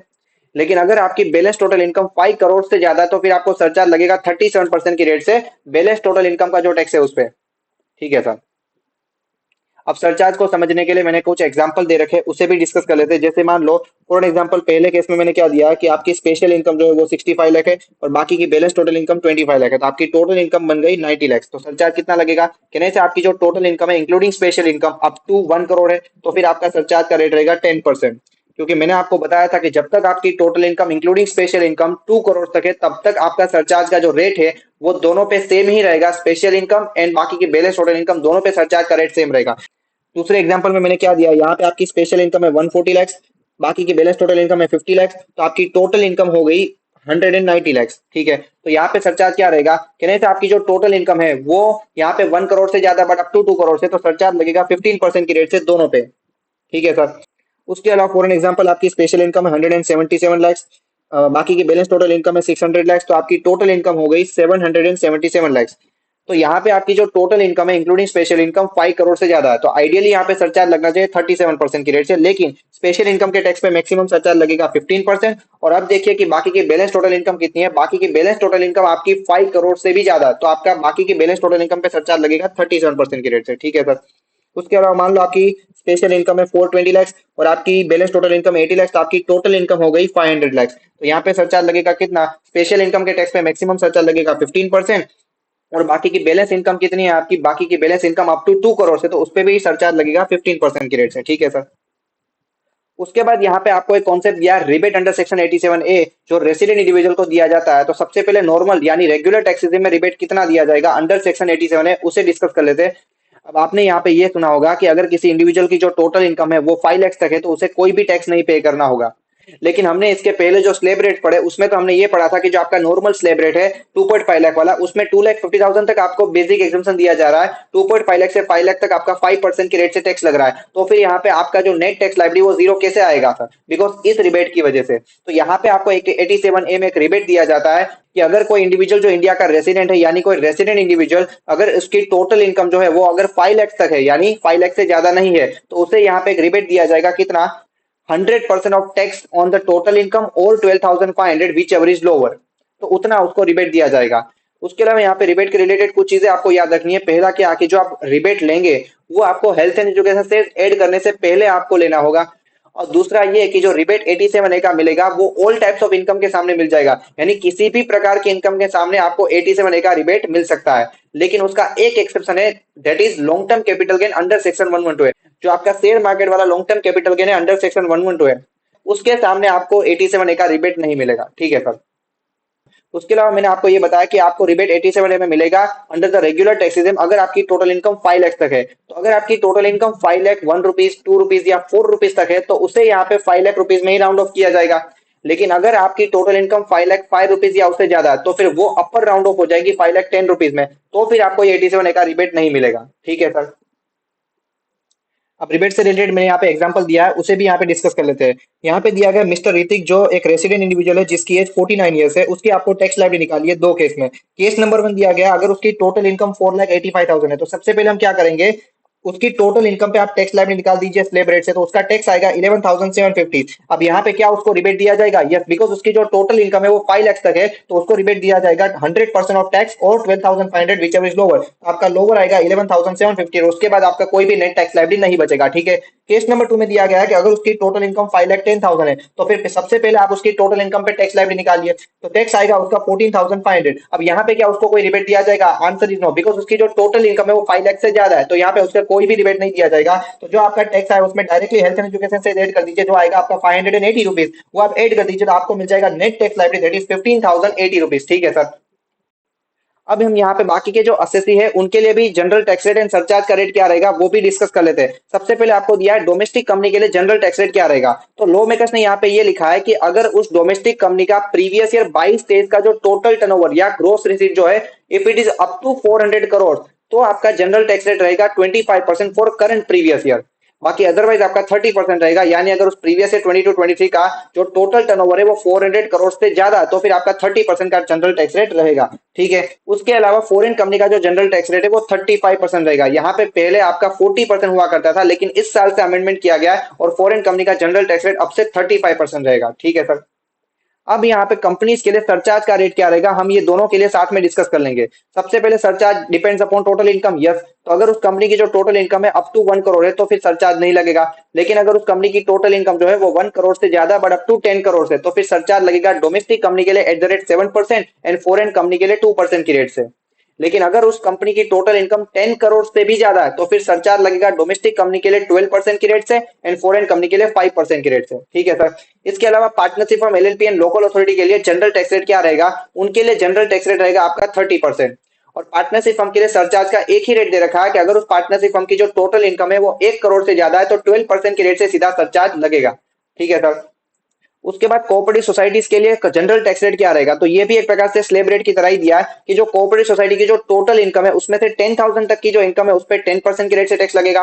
10,000 से लेकर 20,000 तक की जो इनकम है उस पर 20% की रेट से, और 20,000 से ज्यादा जितनी इनकम है आपकी उस पर 30% की रेट से टैक्स लगेगा, ठीक है। और कोऑपरेटिव सोसाइटी के लिए जो सरचार्ज का रेट है it will be same as domestic company, ठीक है सर। अब यहाँ पे मैंने टेक्स्ट लाइब्रेरी निकालने के दो एग्जांपल दिए, वो भी हम यहाँ पे डिस्कस कर लेते हैं। सबसे पहले एग्जांपल नंबर 1 में आपको क्या दिया है, मिस्टर ए नाम का व्यक्ति है जो इंडिया का रेसिडेंट है, उसकी एज है 42 ईयर्स, उसने नीचे की इनकम कमाई है फॉर प्रीवियस ईयर 24-25। कौन कौन सी इनकम है, एक तो है उसका लॉन्ग टर्म कैपिटल गेन 112 ए वाला, कितना 50 लैक्स का। उसके अलावा उसका कुछ लॉन्ग टर्म कैपिटल गेन है 112 वाला, कितने अमाउंट का 60 लैक्स का। उसके अलावा उसका कुछ शॉर्ट टर्म कैपिटल गेन है 111 ए वाला, कितने अमाउंट का 1 करोड़ 20 लैक्स, ठीक है। उसके अलावा उसकी कुछ बिजनेस इनकम भी है 90 लैक्स की, ठीक है। उसकी टैक्स लायबिलिटी आपको निकालनी है for assessment year 25-26 and he has opted out from default tax regime under section 115 BSc, यानी आपको नॉर्मल टैक्स रिजीम में उसकी टैक्स लायबिलिटी निकालनी है। उसके अलावा आपको एडवांस टैक्स का इंटरेस्ट यहाँ पे इग्नोर करना है, ठीक है सर। तो सबसे पहले तो उसकी टोटल इनकम निकाल दीजिए जिसमें आएगी उसकी कैपिटल गेन की इनकम एंड उसकी बिजनेस की इनकम। तो उसकी टोटल इनकम मिल जाएगी आपको 320 लैक्स, ठीक है। उसके बाद जब उसकी टोटल इनकम पे जब हम टैक्स लायबिलिटी निकालेंगे तो सबसे पहले आपको जो स्पेशल रेट्स वाली इनकम है उस पे जो स्पेसिफिक रेट दिया है उसी रेट से हम टैक्स कैलकुलेट करेंगे, यस। तो सबसे पहले आपको दिया था लॉन्ग टर्म कैपिटल गेन 112 वाला, जिसमें उसने कैपिटल से ट्रांसफर किए 30 मई को, यानी 23 जुलाई 24 से पहले, यानी आपका पुराना रेट लगेगा 10%, तो 10% के रेट से टैक्स लगेगा। लेकिन आपको 112 में 1.25 लाख का बेसिक एग्जाम्पशन दिया जाएगा, तो उसके ऊपर वाला जितना एलटीसीजी है वही आपका टैक्सेबल होगा 10% की रेट से, तो आपका टैक्स आएगा 112 में 4,87,500, ठीक है।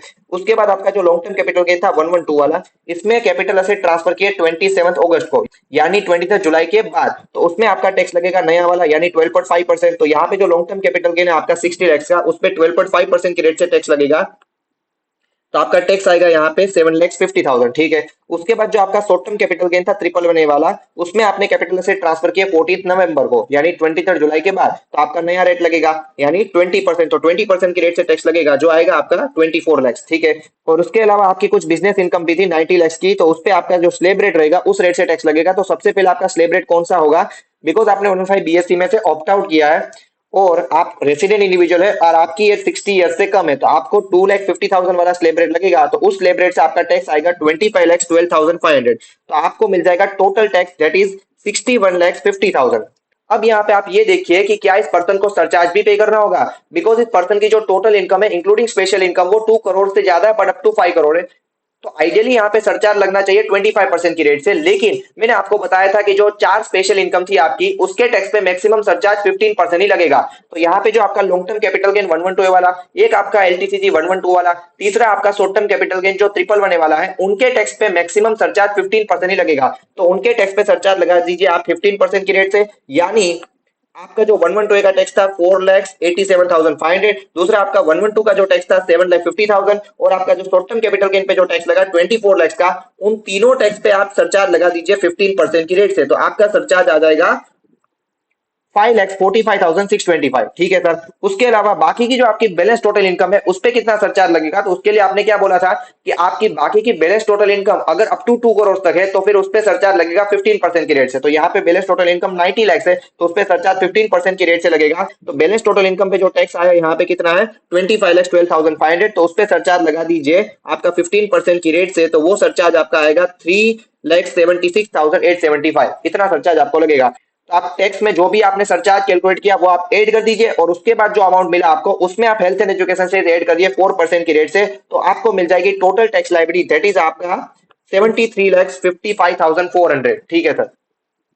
उसके बाद एग्जांपल नंबर 2 में मैंने क्या दिया है, मिस्टर ए के नाम का व्यक्ति जो इंडिया का रेसिडेंट है, उसकी एज है 32 ईयर्स, उसने नीचे दी गई इनकम कमाई है फॉर प्रीवियस ईयर 24-25। एक तो है उसका लॉन्ग टर्म कैपिटल गेन 112 वाला 7,50,000। उसके बाद उसने कुछ लॉन्ग टर्म कैपिटल गेन कमाया अंडर सेक्शन 112 वाला जो है 2 लाख। उसके बाद कुछ शॉर्ट टर्म कैपिटल गेन भी है अंडर सेक्शन 111 है जो है 12 लाख। ठीक है, उसके अलावा उसकी कुछ डिविडेंड इनकम भी है 9,60,000। उसके बाद कुछ बिजनेस इनकम भी है 2,60,00,000। ठीक है, तो उसकी आपको टैक्स लायबिलिटी निकालनी है फॉर असेसमेंट ईयर 25-26 और उसने 115 बीएससी में से ऑप्ट आउट किया हुआ है और एडवांस टैक्स इंटरेस्ट को आप इग्नोर कर दीजिए। ठीक है, तो सबसे पहले क्या करेंगे उसकी टोटल इनकम निकाल दीजिए। उसकी टोटल इनकम में आएगी कैपिटल गेन्स की इनकम, एक तो डिविडेंड इनकम और बाकी की आपकी बिजनेस इनकम। तो आपको टोटल इनकम मिल जाएगी 2,91,10,000। ठीक है, उसके बाद जब हम उसकी टोटल इनकम पे टैक्स लायबिलिटी निकालेंगे तो सबसे पहले जो स्पेशल रेट वाली इनकम है उस पे टैक्स कैलकुलेट कर लीजिए। तो सबसे पहले था आपका लॉन्ग टर्म कैपिटल गेन 112 वाला, उसमें आपने कैपिटल से ट्रांसफर किए 22 अगस्त 24 को यानी 23 जुलाई के बाद। तो यहाँ पे आपका नया रेट लगेगा दैट इज आपका 12.5%। लेकिन आपको बेसिक एग्जाम्पशन दिया जाएगा 112 में, तो आपका जितना भी एलटीसीजी है 1.25 लाख के ऊपर वाला जितना रहेगा उस पे आपका टैक्स लगेगा 12.5% की रेट से, जो आएगा आपका 78,125। ठीक है, उसके बाद था आपका लॉन्ग टर्म कैपिटल गेन 112 वाला जिसमें आपने कैपिटल से ट्रांसफर किए 28 जून को यानी 23 जुलाई से पहले। तो आपका पुराना रेट लगेगा दैट इज 20%। तो 2 लाख पे आप टैक्स लगाइए 20% की रेट से जो आपका आएगा 40,000। ठीक है सर, उसके बाद था आपका शॉर्ट टर्म कैपिटल गेन 111 वाला जिसमें आपने कैपिटल से ट्रांसफर की एग्जैक्ट 23 जुलाई को। तो मैंने आपको बताया था कि जो कैपिटल गेन्स के अमेंडमेंट्स है वो 23 जुलाई 24 से एप्लीकेबल किए गए थे। तो यहाँ पे आपका नया रेट लगेगा दैट इज आपका 20%। तो 12 लाख पे 20% की रेट से टैक्स लगाइए तो आपका आएगा 2,40,000। ठीक है, उसके बाद बाकी की जो आपकी इनकम है dividend income and business income उस पे आपका टैक्स लगेगा जनरल टैक्स रेट यानी आपका स्लेब रेट लगेगा। अब यहाँ पे स्लेब रेट कौन सा लगेगा, बिकॉज आपने 115 बीएससी में से ऑप्ट आउट किया है और आप रेसिडेंट इंडिविजुअल और आपकी एज 60 ईयर्स से कम है तो आपका 2.5 लाख वाला स्लेब रेट लगेगा। तो आपका टैक्स आएगा स्लेब रेट से 79,500,000। ठीक है, तो सबसे पहले आप टोटल टैक्स आप निकाल दीजिए। अब आप ये देखिए कि क्या यहाँ पे सरचार्ज भी पे करना होगा। यस, बिकॉज इस पर्सन की जो टोटल इनकम है वो 2,91,10,000 है यानी ये 2 करोड़ से ज्यादा है बट अप टू 5 करोड़ तक है। तो आइडियली यहाँ पे सरचार्ज लगना चाहिए आपका 25% की रेट से। लेकिन आपको मैंने जो बताया था कि आपकी जो 4 स्पेशल इनकम थी उनके टैक्स पे मैक्सिमम सरचार्ज 15% ही लगेगा। तो यहाँ पे आपको डिविडेंड इनकम भी दी गई है। तो सबसे पहले आपका जो लॉन्ग टर्म कैपिटल गेन 112 वाला, एक तो आपका लॉन्ग टर्म कैपिटल गेन 112 वाला, तीसरा आपका शॉर्ट टर्म कैपिटल गेन 111 वाला एंड आपकी जो डिविडेंड इनकम है इनके टैक्स पे सरचार्ज आपका 15% से लगेगा। तो यहाँ पे ये जो तीनों कैपिटल गेन है उनके टैक्स पे तो सरचार्ज लगेगा आपका 15% की रेट से। अब आपने ये बोला कि डिविडेंड इनकम पे टैक्स पे भी मैक्सिमम सरचार्ज 15% लगेगा। तो यहाँ पे डिविडेंड इनकम का टैक्स कैसे निकाले, बिकॉज आपकी जो डिविडेंड इनकम है वो आपकी बाकी की बैलेंस टोटल इनकम में इंक्लूडेड है जिसपे स्लेब रेट से आपने टैक्स कैलकुलेट किया है। तो यहाँ पे आपको क्या करना होगा, आपको वर्किंग नोट में ये निकालना होगा कि डिविडेंड इनकम पे कितना टैक्स लगा है प्रोपोर्शनेटली स्लेब रेट से। ठीक है, तो वो कैसे निकालेंगे, सबसे पहले एक काम करिए, जो बैलेंस टोटल इनकम पे आपका टैक्स कैलकुलेट किया वो कितना है 79,500,000। उसमें से आप प्रपोर्शनेट कर दीजिए कि आपकी डिविडेंड इनकम थी 9,60,000 डिवाइड बाय आपकी बैलेंस टोटल इनकम है 2,69,60,000। तो आपको मिल जाएगा कि डिविडेंड इनकम पे प्रोपोर्शनेटली कितना टैक्स लगा है दैट इज 2,81,323। ठीक है सर, इसके बाद बैलेंस टोटल इनकम के टैक्स पे सरचार्ज कितना लगेगा, तो उसके लिए आपको ये देखना होगा कि बैलेंस टोटल इनकम आपकी कितनी बची है। तो यहाँ पे आपकी बैलेंस टोटल इनकम बची है एक्सक्लूडिंग स्पेशल इनकम 2,60,00,000 यानी ये 2 करोड़ से ज्यादा है बट अप टू 5 करोड़ है। तो यहाँ पे सरचार्ज लगेगा 25% की रेट से। तो बैलेंस टोटल इनकम के टैक्स पे सरचार्ज लगेगा 25%। लेकिन उसका टैक्स कैसे निकालेंगे, तो आपने जो बैलेंस टोटल इनकम पे टैक्स निकाला था वो था 79,500,000। तो उसमें से माइनस कर दीजिए जो डिविडेंड इनकम पे टैक्स आपने कैलकुलेट किया प्रोपोर्शनेटली वो माइनस कर दीजिए तो आपको मिल जाएगा 76,19,177। उस पे आप यहाँ पे 25% की रेट से सरचार्ज लेवी करिए तो आपको मिल जाएगा 19,04,794। तो जो भी आपको यहाँ पे टैक्स मिला उसमें आप ये सरचार्ज ऐड कर दीजिए। तो आपको जो अमाउंट मिलेगा उसमें आप हेल्थ एंड एजुकेशन से ऐड करिए 4% की रेट से। तो आपको मिल जाएगा टोटल टैक्स लायबिलिटी या नेट टैक्स पेबल, उसको आपको नियरेस्ट ₹10 में राउंड ऑफ करना है। ठीक है, तो सर ये राउंड ऑफ कैसे करेंगे वो एक बार बता दीजिए ना सर। तो फॉर एग्जांपल मान लीजिए आपकी टोटल इनकम है 5,04,223। तो ये कहाँ पे राउंड ऑफ होगी, आपकी ये राउंड ऑफ हो जाएगी 5,04,220। और अगर मान लो आपकी टोटल इनकम है 5,04,227 तो ये राउंड ऑफ हो जाएगी आपकी 5,04,230। तो यहाँ पे आपको लास्ट डिजिट देखना होगा कि अगर जो लास्ट डिजिट है आपका वो अगर ₹5 या उससे ज्यादा है तो फिर आपको अपर 10 में राउंड ऑफ करना होगा। और अगर आपका जो लास्ट डिजिट है वो अगर ₹5 से कम है यानी ₹4 तक है तो फिर आपको लोअर 10 में राउंड ऑफ करना होगा। ठीक है, इसके अलावा टैक्स लायबिलिटी का भी हम एग्जांपल ले लेते हैं, जो आपका फाइनल टैक्स लायबिलिटी है उसे भी हमें राउंड ऑफ करना होगा नियरेस्ट ₹10 में। तो वो कैसे करेंगे, मान लीजिए फॉर एग्जांपल आपका टैक्स लायबिलिटी आया 1,02,221। तो इसे हम क्या करेंगे, किनाई से इसको लोअर 10 में राउंड ऑफ करेंगे तो 1,02,220 हो जाएगा इसका। ठीक है, उसके बाद मान लीजिए आपका टैक्स लायबिलिटी आया 73,225। तो बिकॉज आपका लास्ट डिजिट जो है वो 5 रुपीज है, तो यहाँ पे वो अपर 10 में राउंड ऑफ हो जाएगा, तो ये आएगा आपका 73,230। ठीक है सर। इसके अलावा मैंने यहाँ पे और कुछ प्रैक्टिस क्वेश्चंस दे रखे हैं, अगर आप चाहे तो इसे भी ट्राई कर सकते हैं, मैंने उसके फाइनल आंसर निकाल के नीचे दे दिए हैं। ठीक है सर। अब इसके बाद यहाँ पे आपको एक कॉन्सेप्ट दिया marginal relief in case of surcharge. अब आपको ये पता है कि surcharge depends upon our total income. अगर आपकी जो टोटल इनकम है वो एक लिमिट से ज्यादा है तो फिर आपको टैक्स के अलावा सरचार्ज भी पे करना होगा। लेकिन यहाँ पे कुछ केस में आपको मार्जिनल रिलीफ दिया जाता है सरचार्ज के केस में। कब? अगर आपकी जो टोटल इनकम है, अगर वो सरचार्ज की जो लिमिट है उससे अगर लिटिल बिट ज्यादा। आप सरचार्ज की लिमिट क्या थी? Individual HUF AOP BOI and artificial juridical person, उन लोगों के लिए थी 50 लाख, 1 करोड़, 2 करोड़ या 5 करोड़। और कंपनी और कॉर्पोरेट सोसाइटी के लिए 1 करोड़ एंड 10 करोड़, या फिर फर्म के लिए थी आपकी 1 करोड़। तो अगर आपकी जो टोटल इनकम है वो सरचार्ज की लिमिट से अगर लिटिल बिट ज्यादा है, थोड़ी बहुत ज्यादा, यानी मान लो 2-3 लाख से ज्यादा, 6-7 लाख से ज्यादा है, और उसकी वजह से क्या हो रहा है कि जो आपकी इनकम जितनी बड़ी सरचार्ज की लिमिट से जितनी आपकी इनकम बड़ी उससे ज्यादा तो आपका टैक्स बढ़ रहा है, यानी आपका जो इंक्रीज इन टैक्स का अमाउंट है it is more than your increase in income. तो उस केस में हमने गवर्नमेंट को ये बताया कि भाई जितनी हमारी इनकम बढ़ी ना वही आप ले लीजिए ना टैक्स के फॉर्म में, बिकॉज इससे ज्यादा तो हमारा टैक्स बढ़ रहा है। तो गवर्नमेंट ने यहाँ पे आपको एक मार्जिनल रिलीफ दिया इन केस ऑफ सरचार्ज, और ये जो मार्जिनल रिलीफ है वो आपको हेल्थ एंड एजुकेशन से ऐड करने से पहले आपको लेना होगा। ठीक है। अब मार्जिनल रिलीफ के कॉन्सेप्ट को समझने के लिए मैंने यहाँ पे कुछ एग्जांपल दिए, वो भी हम यहाँ पे देख लेते हैं। सबसे पहले आपको एग्जांपल नंबर 1 में क्या दिया है कि मिस्टर ए नाम का व्यक्ति है जो इंडिया का रेसिडेंट है, उसकी एज है 42 ईयर्स, उसकी टोटल इनकम है 51 लाख, जिसमें है उसकी सैलरी इनकम, हाउस प्रॉपर्टी की इनकम एंड एफडी इंटरेस्ट की इनकम। उसकी आपको टैक्स लायबिलिटी निकालनी है और उसने 115 बीएससी में से ऑप्ट आउट किया है, तो आपको नॉर्मल टैक्सेस में उसकी टैक्स लायबिलिटी निकालनी होगी। ठीक है सर। तो सबसे पहले हम क्या करेंगे, इसकी टोटल इनकम पे टैक्स निकाल दीजिए। अब यहाँ पे बिकॉज इसकी टोटल इनकम में कोई भी स्पेशल रेट्स वाली इनकम नहीं है, तो यहाँ पे सिर्फ आपका स्लेब रेट लगेगा, और स्लेब रेट आपका 2,50,000 वाला लगेगा, बिकॉज इसने 115 बीएससी में से ऑप्ट आउट किया है और ये रेसिडेंट इंडिविजुअल है जिसकी एज 60 ईयर से कम है। तो 2.5 लाख वाले स्लेब रेट से जब हम टैक्स निकालेंगे 51 लाख की इनकम पे, तो आपका टैक्स आएगा 13,42,500। ठीक है। उसके बाद ये देखिए कि क्या सरचार्ज लगेगा। यस, बिकॉज आपकी जो टोटल इनकम है वो 50 लाख से ज्यादा है बट अप टू 1 करोड़ है, तो 10% के रेट से सरचार्ज लगेगा। तो आपका सरचार्ज आएगा 1,34,250। तो वो आप सरचार्ज टैक्स में ऐड कर दीजिए, तो आपको जो अमाउंट मिलेगा वो आपका स्टेप नंबर 1 बन जाएगा। ठीक है सर। उसके बाद आपको यहाँ पे ये देखना होगा कि क्या इस पर्सन को कोई मार्जिनल रिलीफ दिया जाएगा, बिकॉज इसकी जो टोटल इनकम है वो 51 लाख है, यानी 50 लाख से लिटिल बिट ज्यादा है, तो फिर आपको यहाँ पे मार्जिनल रिलीफ दिया जाएगा। और वो कैसे निकालेंगे, तो आप क्या करिए स्टेप नंबर 2 में निकालिए कि अगर इस पर्सन की जो टोटल इनकम है वो 51 लाख नहीं 50 लाख होती तो फिर उस पर कितना टैक्स आता। तो टैक्स आपका स्लेब रेट से जब निकालेंगे तो 10 लाख तक की इनकम पे आपका टैक्स आएगा 1,12,500, और 10 लाख से ऊपर वाली जितनी इनकम है यानी 40 लाख उस पर 30% के रेट से टैक्स आएगा 12 लाख। तो आपका टोटल टैक्स आ जाएगा 13,12,500। ठीक है। इसके बाद आप स्टेप नंबर 3 में निकालिए कि जितनी आपकी टोटल इनकम 50 लाख से ज्यादा है वो आप एज इट इज गवर्नमेंट को दे दीजिए। तो यहाँ पे आपकी टोटल इनकम थी 51 लाख, यानी 1 लाख से ज्यादा है, तो वो अमाउंट ले लीजिए आप स्टेप नंबर 3 में। उसके बाद स्टेप नंबर 4 में क्या करेंगे, जो आपको स्टेप नंबर 2 में मिला और स्टेप नंबर 3 में जो अमाउंट मिला दोनों को ऐड कर दीजिए, आपको स्टेप नंबर 4 मिल जाएगा, दैट इज 14,12,500। और उसके बाद स्टेप नंबर 5 में आप क्या करेंगे कि जो आपको स्टेप नंबर 1 एंड 4 में जो अमाउंट मिला दोनों में से जो लोअर रहेगा वो आप कंटिन्यू करिए, और अगर स्टेप नंबर 1 का जो अमाउंट है वो स्टेप नंबर 4 से ज्यादा है तो ऑटोमेटिकली बाकी का आपको मार्जिनल रिलीफ मिल जाएगा। तो यहाँ पे लोअर अमाउंट है आपका 14,12,500, उसमें आप हेल्थ एंड एजुकेशन से रेट कर दीजिए 4% के रेट से, दैट इज 56,500। तो आपको नेट टैक्स लायबिलिटी मिल जाएगा, दैट इज 14,69,000, और आप स्टेप 1 में से 4 माइनस करेंगे तो आपको मार्जिनल रिलीफ भी मिल जाएगा 64,250। ठीक है। उसके बाद मैंने एग्जांपल नंबर 2 में क्या दिया है, मिस्टर ए के नाम का व्यक्ति है जो इंडिया का रेसिडेंट है और उसकी एज है 55 ईयर्स, उसकी टोटल इनकम है 1 crore 2 lakh for assessment year 25-26। Assume करिए उसकी टोटल इनकम है, सैलरी इनकम है, हाउस प्रॉपर्टी की इनकम है, एफडी इंटरेस्ट की इनकम है, और उसने 115 बीएससी में से ऑप्ट आउट किया है, तो आपको उसकी टैक्स लायबिलिटी निकालनी है फॉर असेसमेंट ईयर 25-26। ठीक है। तो सबसे पहले आप उसकी टोटल इनकम पे टैक्स निकाल दीजिए, और यहाँ पे कोई भी स्पेशल रेट्स वाली इनकम नहीं है तो यहाँ पे भी आपका सिर्फ स्लेब रेट लगेगा और 2.5 लाख वाला स्लेब रेट लगेगा। तो 2,50,000 वाले स्लेब रेट से जब हम उस टोटल इनकम पे टैक्स निकालेंगे तो आपका टैक्स आएगा 28,72,500। ठीक है। उसके बाद यहाँ पे ये देखिए कि क्या सरचार्ज भी पे करना होगा। यस, बिकॉज इस पर्सन की जो टोटल इनकम है वो 1 करोड़ से ज्यादा बट अप टू 2 करोड़ से, तो फिर आपको सरचार्ज लगेगा 15% की रेट से, तो आपका सरचार्ज आएगा 4,30,875। और टैक्स में आप सरचार्ज ऐड कर दीजिए तो जो अमाउंट मिलेगा आपको वो आपका स्टेप नंबर 1 बन जाएगा। ठीक है।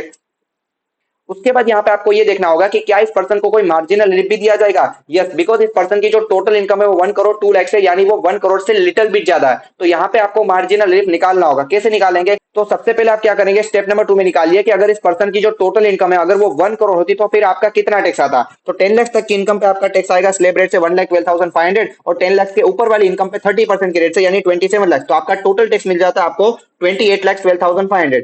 उसके अलावा अगर आपकी टोटल इनकम 1 करोड़ होती तो क्या यहाँ पे कोई सरचार्ज लगेगा? यस, भले ही आपको 15% की रेट से सरचार्ज नहीं लगेगा, लेकिन 10% से तो सरचार्ज लगेगा, बिकॉज आपकी टोटल इनकम 50 लाख से ज्यादा है। तो सरचार्ज आएगा आपका 2,81,250। तो वो आप ऐड कर दीजिए टैक्स में, तो आपको जो अमाउंट मिलेगा वो आपका स्टेप नंबर 2 बन जाएगा। ठीक है, उसके बाद आप क्या करेंगे स्टेप नंबर 3 में कि जितनी आपकी टोटल इनकम 1 करोड़ से ज्यादा है वो आप एज इट इज गवर्नमेंट को दे दीजिए। तो यहाँ पे आपकी टोटल इनकम थी 1 करोड़ 2 लाख, तो यहाँ पे आपकी 2 लाख से इनकम ज्यादा है, तो वो 2 लाख आपका स्टेप नंबर 3 में ले लीजिए। उसके बाद आप स्टेप नंबर 4 में क्या करेंगे कि जो आपको स्टेप नंबर 2 एंड 3 में जो अमाउंट मिला उन दोनों को आप ऐड कर दीजिए, तो आपको स्टेप नंबर 4 मिल जाएगा, दैट इज 32,93,750। और उसके बाद स्टेप नंबर 5 में क्या करेंगे कि जो भी आपको स्टेप नंबर 1 या 4 में जो अमाउंट मिला दोनों में से जो लोअर रहेगा वो आप कंटिन्यू करिए, और ऑटोमेटिकली अगर स्टेप नंबर 1 का जो अमाउंट है वो अगर स्टेप नंबर 4 से ज्यादा है तो बाकी का आपको मार्जिनल रिलीफ दिया जाएगा। तो यहाँ पे लोअर अमाउंट है आपका 32,93,750। उसमें आप हेल्थ एंड एजुकेशन से रेट कर दीजिए 4% के रेट से, तो आपको मिल जाएगा net tax liability that is 34,25,500। और आपका मार्जिनल रिलीफ मिल जाएगा स्टेप नंबर 1 में से 4 माइनस कर दीजिए, तो मार्जिनल रिलीफ आपको मिलेगा 9,625। ठीक है सर। इसके बाद मैंने एग्जांपल नंबर 3 एक कंपनी का लिया जिसमें एजे लिमिटेड एक इंडियन कंपनी है जिसकी टोटल इनकम है 10 करोड़ 7 लाख।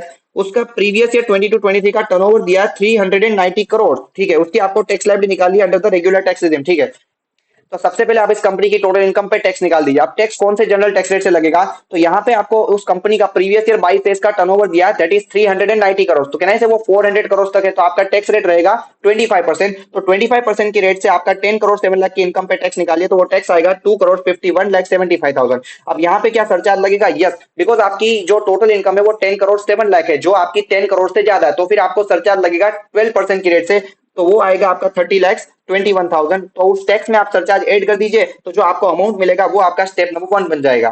ठीक है, उसके बाद आपको ये देखना होगा कि क्या इस कंपनी को कोई मार्जिनल रिलीफ दिया जाएगा। यस, बिकॉज इस कंपनी की जो टोटल इनकम है वो 10 करोड़ 7 लाख है, यानी 10 करोड़ से लिटिल बिट ज्यादा है, तो फिर आपको यहाँ पे मार्जिनल रिलीफ निकालना होगा। वो कैसे निकालेंगे? सबसे पहले आप एक काम करिए, स्टेप नंबर 2 में ये निकालिए कि अगर उस कंपनी की जो टोटल इनकम है अगर वो 10 करोड़ होती तो फिर उस पर कितना टैक्स आता। तो 25% की रेट से आपका टैक्स आएगा 2 करोड़ 50 लाख।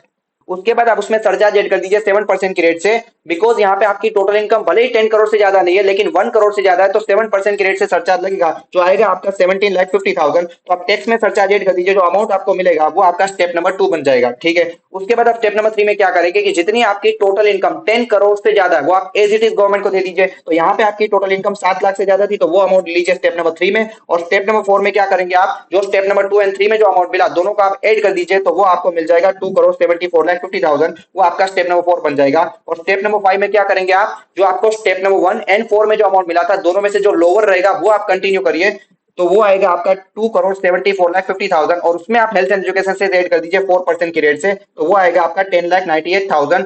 तो आपको मिल जाएगा नेट टैक्स लायबिलिटी। ठीक है सर, और आपका स्टेप नंबर 1 में से 4 माइनस करेंगे तो आपको मार्जिनल रिलीफ भी मिल जाएगा। और ये मार्जिनल रिलीफ आपका तभी मिलेगा अगर आपका जो स्टेप नंबर 1 का जो अमाउंट है वो अगर 4 से ज्यादा है, तो ही आपको ये मार्जिनल रिलीफ मिलेगा। ठीक है सर। इसके बाद मैंने यहाँ पे कुछ और प्रैक्टिस क्वेश्चन आपके लिए दे रखे हैं, अगर आप चाहे तो इसे भी ट्राई कर सकते हैं, मैंने उसका फाइनल आंसर निकाल के नीचे दे दिया है। ठीक है सर।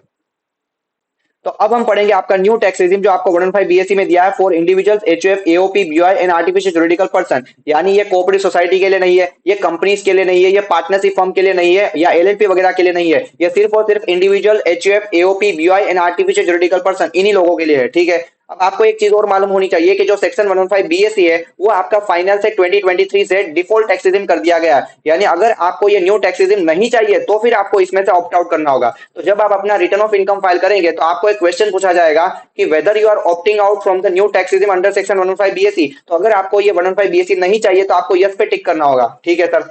तो सर गवर्नमेंट ने यहाँ पे ये न्यू टैक्स रिजिम 115 बीएससी क्यों लाया? बिकॉज गवर्नमेंट ने यहाँ पे आपको दो ऑप्शंस दिए कि या तो आप रेगुलर टैक्स रिजिम में रहिए और वहां पे जो भी आपको डिडक्शंस एंड एग्जेम्पशंस मिल रहे हैं वो आप अवेल करिए, और जो भी आपकी इनकम बचेगी उस पे आपका जो भी हायर स्लैब रेट रहेगा उस रेट से आप टैक्स पे करिए। लेकिन अगर आपको चाहिए कि आपको कम रेट से टैक्स पे करना है तो फिर आप 115 बीएससी ले लीजिए और वहां पे आपको कंसेशनल रेट से टैक्स पे करने का बेनिफिट दिया जाएगा। लेकिन उसके लिए आपको 115 बीएससी में कुछ एग्जेम्पशन या डिडक्शंस छोड़ने होंगे सर। ठीक है, तो सबसे पहले हम यहाँ पे आपके 115 बीएससी में कंसेशनल टैक्स रेट्स क्या रहेंगे वो हम यहाँ पे डिस्कस करेंगे। तो जो individuals HUF AOP BI and artificial juridical person जिन लोगों ने 115 बीएससी में से ऑप्ट आउट नहीं किया है, तो उन लोगों को स्पेशल रेट्स वाली इनकम को छोड़ के बाकी की जो उनकी टोटल इनकम है उस पे कौन से स्लैब रेट से टैक्स पे करना होगा। तो यहाँ पे आपको एक कंसेशनल टैक्स रेट, एक कंसेशनल स्लैब रेट आपको दिया गया कि आपकी जो टोटल इनकम है उसमें से 3 लाख तक की इनकम पे आपको बेसिक एग्जम्पशन दिया जाएगा।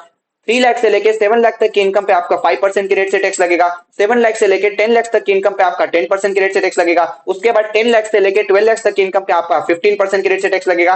12 लाख से लेके 15 लाख तक की इनकम पे आपका 20% की रेट से टैक्स लगेगा, और 15 लाख से जितनी ज्यादा इनकम है आपकी उस पे 30% की रेट से टैक्स लगेगा। यानी यहाँ पे आपका स्लैब रेट क्या बना, 3 लाख तक आपको बेसिक एग्जम्पशन, 3 लाख से लेके 7 लाख तक आपका 5%, 7 लाख से 10 लाख तक 10%, 10 लाख से 12 लाख तक 15%, और 12 लाख से 15 लाख तक 20%, एंड 15 लाख से जितनी ज्यादा इनकम है आपकी उस पे आपका 30% के रेट से टैक्स लगेगा। ठीक है, उसके अलावा मैं यहाँ पे आपको एक चीज बताता हूँ कि क्या यहाँ पे सुपर सीनियर सिटीजन के लिए कोई हायर बेसिक एग्जम्पशन का बेनिफिट दिया जाएगा, यानी 3 लाख के बदले 5 लाख का बेनिफिट दिया जाएगा? Answer is no. अगर आपने 115 बीएससी लिया है तो फिर आपको 3 लाख का ही बेसिक एग्जम्पशन दिया जाएगा, चाहे आप नॉर्मल इंडिविजुअल हो, चाहे आप सीनियर सिटीजन हो, या चाहे आप सुपर सीनियर सिटीजन क्यों ना हो। वो जो हायर बेसिक एग्जम्पशन का जो बेनिफिट है वो आपको सिर्फ नॉर्मल टैक्स रिजिम में दिया जाता है, 115 बीएससी में नहीं दिया जाता। ठीक है, उसके अलावा आपकी जो स्पेशल रेट्स वाली इनकम है, जैसे कि आपका जो एलटीसीजी 112 ए वाला, या फिर आपका लॉन्ग टर्म कैपिटल गेन 112 वाला, या फिर आपका शॉर्ट टर्म कैपिटल गेन 111 वाला, उसके अलावा आपकी जो विनिंग्स की इनकम है, और उसके अलावा जो भी स्पेशल रेट्स वाली इनकम है वो उसी पर्टिकुलर स्पेशल रेट से टैक्सेबल की जाएगी, भले ही आपने 115 बीएससी लिया है। ठीक है सर, इसके अलावा आपका 115 बीएससी में surcharge in health and education cess का रेट क्या रहेगा? तो एचईसी तो आपका 4% के रेट से लेवी किया जाएगा, लेकिन 115 बीएससी में आपका सरचार्ज का रेट क्या रहेगा? तो यहाँ पे भी आपका टोटल इनकम के बेस पे ही सरचार्ज का रेट दिया गया है। सबसे पहले अगर आपकी टोटल इनकम अगर 50 लाख तक है तो कोई भी सरचार्ज नहीं लगेगा, लेकिन अगर आपकी टोटल इनकम 50 लाख से ज्यादा है बट अप टू 1 करोड़ है तो 10% के रेट से सरचार्ज लगेगा। अगर आपकी टोटल इनकम 1 करोड़ से ज्यादा है बट अप टू 2 करोड़ से तो फिर आपका सरचार्ज लगेगा 15% के रेट से, और अगर आपकी टोटल इनकम 2 करोड़ से भी ज्यादा है तो फिर आपका सरचार्ज लगेगा 25%। अब यहाँ पे आपको एक चीज याद रखनी है कि अगर आपने 115 बीएससी लिया है तो मैक्सिमम सरचार्ज आपका 25% ही लगेगा, हायर सरचार्ज 37% का आपको यहाँ पे नहीं लगेगा। तो भले ही आपकी टोटल इनकम 5 करोड़ से ज्यादा है फिर भी आपको सरचार्ज यहाँ पे 25% ही लगेगा, 37% का हायर सरचार्ज यहाँ पे नहीं लगेगा। ठीक है सर, इसके अलावा यहाँ पे आपको जो मार्जिनल रिलीफ दिया जाता है इन केस ऑफ सरचार्ज, कि अगर आपकी टोटल इनकम सरचार्ज की लिमिट से अगर लिटिल बिट ज्यादा है तो फिर आपको एक रिलीफ दिया जाता है, वो मार्जिनल रिलीफ आपको यहाँ पे भी मिल जाएगा। और आपकी स्पेशल इनकम के टैक्स पे मैक्सिमम सरचार्ज जो 15% रेस्ट्रिक्टेड है वो प्रोविजन यहाँ पे भी आपका सेम ही रहेगा। ठीक है सर, अब अगर आपने 115 बीएससी ऑप्ट किया है तो फिर आपको बहुत सारे बलिदान देने होंगे, कुछ आहुतियां देनी होगी, यानी आपको कुछ एग्जेम्पशन या डिडक्शंस नहीं मिलेंगे अगर आपने 115 बीएससी लिया है। इसके लिए मैंने क्या किया है कि आपके कौन कौन से एग्जेम्पशन या डिडक्शन नहीं मिलेंगे उसको मैंने हेड वाइज डिवाइड कर दिया। तो सबसे पहले हम क्या करेंगे कि आपको सैलरी हेड में कौन कौन से एग्जेम्पशन या डिडक्शन नहीं मिलेंगे उसे डिस्कस कर लेते हैं। आपको पता है जब आप सैलरी हेड में ग्रोस सैलरी निकालने के बाद आपको 3 डिडक्शन दिए जाते हैं, एक तो आपको स्टैंडर्ड डिडक्शन दिया जाता है, दूसरा आपको एंटरटेनमेंट अलाउंस अगर मिला तो उसके सामने डिडक्शन दिया जाता है only to government employees, and तीसरा आपको प्रोफेशनल टैक्स अगर आपने कुछ पे किया तो उसके सामने डिडक्शन दिया जाता है। अब यहाँ पे अगर आपने 115 बीएससी ऑप्ट किया तो फिर आपको इसमें से दो डिडक्शन नहीं मिलेंगे, एक तो आपको एंटरटेनमेंट अलाउंस का डिडक्शन जो गवर्नमेंट एम्प्लॉय को मिलता है वो यहाँ पे नहीं मिलेगा, और दूसरा प्रोफेशनल टैक्स का डिडक्शन आपको नहीं मिलेगा। लेकिन आपको स्टैंडर्ड डिडक्शन दिया जाएगा 115 बीएससी में, और जो स्टैंडर्ड डिडक्शन 115 बीएससी में दिया जाएगा सैलरी हेड में वो आपको 75,000 का दिया जाएगा। नॉर्मली आपको पता है कि नॉर्मल टैक्सेस अगर आपने लिया है तो सैलरी हेड में आपको जो स्टैंडर्ड डिडक्शन मिलता है वो 50,000 तक मिलता है, लेकिन अगर आपने 115 बीएससी ऑप्ट किया है तो फिर आपको सैलरी हेड में जो स्टैंडर्ड डिडक्शन मिलेगा वो 75,000 का मिलेगा, क्योंकि यहाँ पे बाकी के दो डिडक्शन आपको नहीं मिल रहे, तो आपको स्टैंडर्ड डिडक्शन थोड़ा ज्यादा दिया जाएगा। ठीक है, उसके अलावा आपको जो लीव ट्रैवल कंसेशन के सामने जो एग्जामेशन दिया जाता है अंडर सेक्शन 10(5) वो एग्जामेशन यहाँ पे नहीं मिलेगा।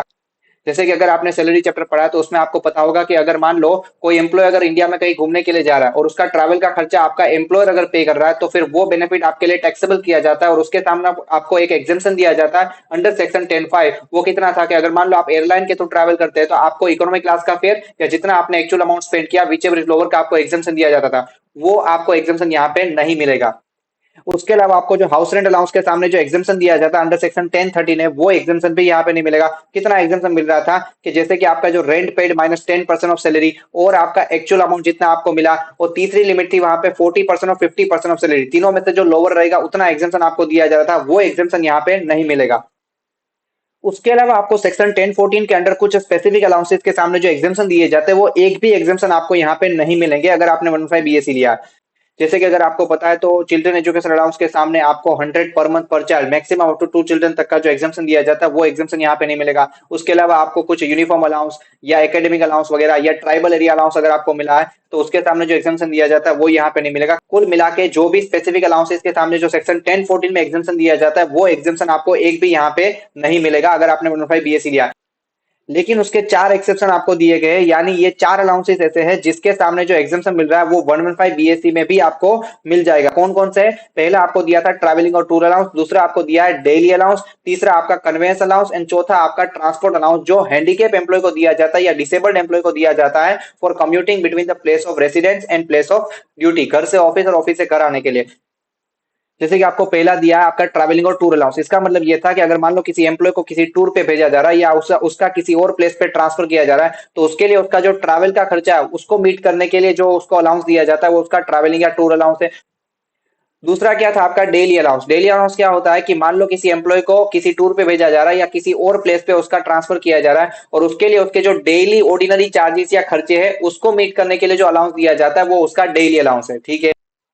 उसके अलावा कन्वेंस अलाउंस का मतलब क्या है कि मान लो किसी एम्प्लॉय को उसकी ऑफिस ड्यूटी करते टाइम उसके एम्प्लॉयर ने अगर फ्री कन्वेंस प्रोवाइड नहीं किया है, तो उसको एक जगह से दूसरी जगह जाने के लिए जो कन्वेंस का खर्चा इनकर करना पड़ता है, तो उसके लिए जो अलाउंस दिया जाता है वो कन्वेंस अलाउंस माना जाता है, ठीक है।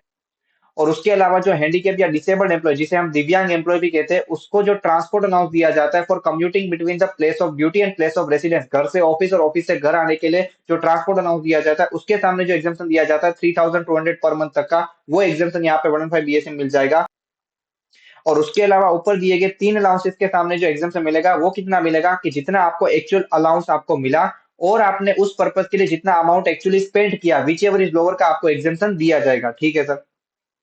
उसके बाद हाउस प्रॉपर्टी हेड में आपको कौन कौन से डिडक्शन नहीं मिलेंगे, तो सबसे पहले आपको सेल्फ ऑक्यूपाइड प्रॉपर्टी के केस में आपको जो इंटरेस्ट का डिडक्शन दिया जाता है, पहले तो सेल्फ ऑक्यूपाइड प्रॉपर्टी में आपका कुछ इनकम तो होगा नहीं, लेकिन आपको उसमें जो इंटरेस्ट का डिडक्शन दिया जाता है ऑफ मैक्सिमम 30,000 और 2 लाख, दो एसओपी का मिला के, वो इंटरेस्ट का डिडक्शन आपको 24 बी में आपको नहीं मिलेगा अंडर 115 बीएसी।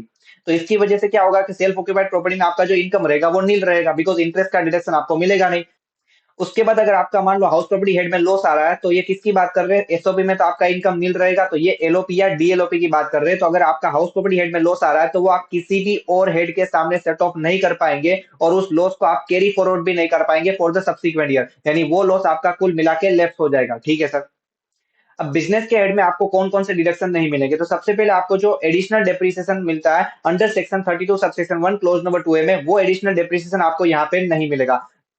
उसके बाद आपको एक सेक्शन 33 एबी में जो डिडक्शन दिया जाता है, ये कौन सा डिडक्शन है? अगर मान लो कोई असेसी जो टी कॉफी या रबर के ग्रोइंग एंड मैन्युफैक्चरिंग के बिजनेस में है, और उसने अगर टी कॉफी या रबर डेवलपमेंट अकाउंट में कुछ अमाउंट जमा किया है, तो उसका उसको डिडक्शन दिया जाता है अंडर सेक्शन 33 एबी, वो डिडक्शन यहाँ पे नहीं मिलेगा। उसके बाद सेम तरीके से आपको एक सेक्शन 33 एबीए में भी डिडक्शन दिया जाता है कि अगर मान लो कोई एसएससी जो पेट्रोलियम या नेचुरल गैस के प्रोस्पेक्टेशन, एक्सट्रैक्शन या प्रोडक्शन के बिजनेस में, तो उसने अगर साइट रिस्टोरेशन फंड में जो अमाउंट जमा किया है उसका डिडक्शन दिया जाता है 33 एबीए में, वो डिडक्शन भी यहाँ पे आपको नहीं मिलेगा। उसके बाद आपको साइंटिफिक रिसर्च वाली सेक्शन याद होगी, तो याद रखना जो इन हाउस रिसर्च में आपने अपने खुद के बिजनेस के लिए जो साइंटिफिक रिसर्च के लिए खर्चा किया, रेवेन्यू कैपिटल एक्सपेंडिचर, उसका आपको 100% डिडक्शन दिया जाता था, वो तो यहाँ पे भी आपको मिल जाएगा। लेकिन उसके अलावा आपने ये भी पढ़ा होगा कि आप अगर किसी आउटसाइडर को साइंटिफिक या सोशल स्टेटिस्टिकल रिसर्च वगैरह के लिए अगर आप डोनेशन या कॉन्ट्रीब्यूशन दे रहे हैं, तो उसका भी आपको डिडक्शन दिया जाता है, वो डिडक्शन आपको यहाँ पे नहीं मिलेगा। तो कुल मिलाकर हम ये कह सकते हैं कि साइंटिफिक रिसर्च के केस में आपको जो आउटसाइड डोनेशन या कॉन्ट्रीब्यूशन वाले जो डिडक्शन थे,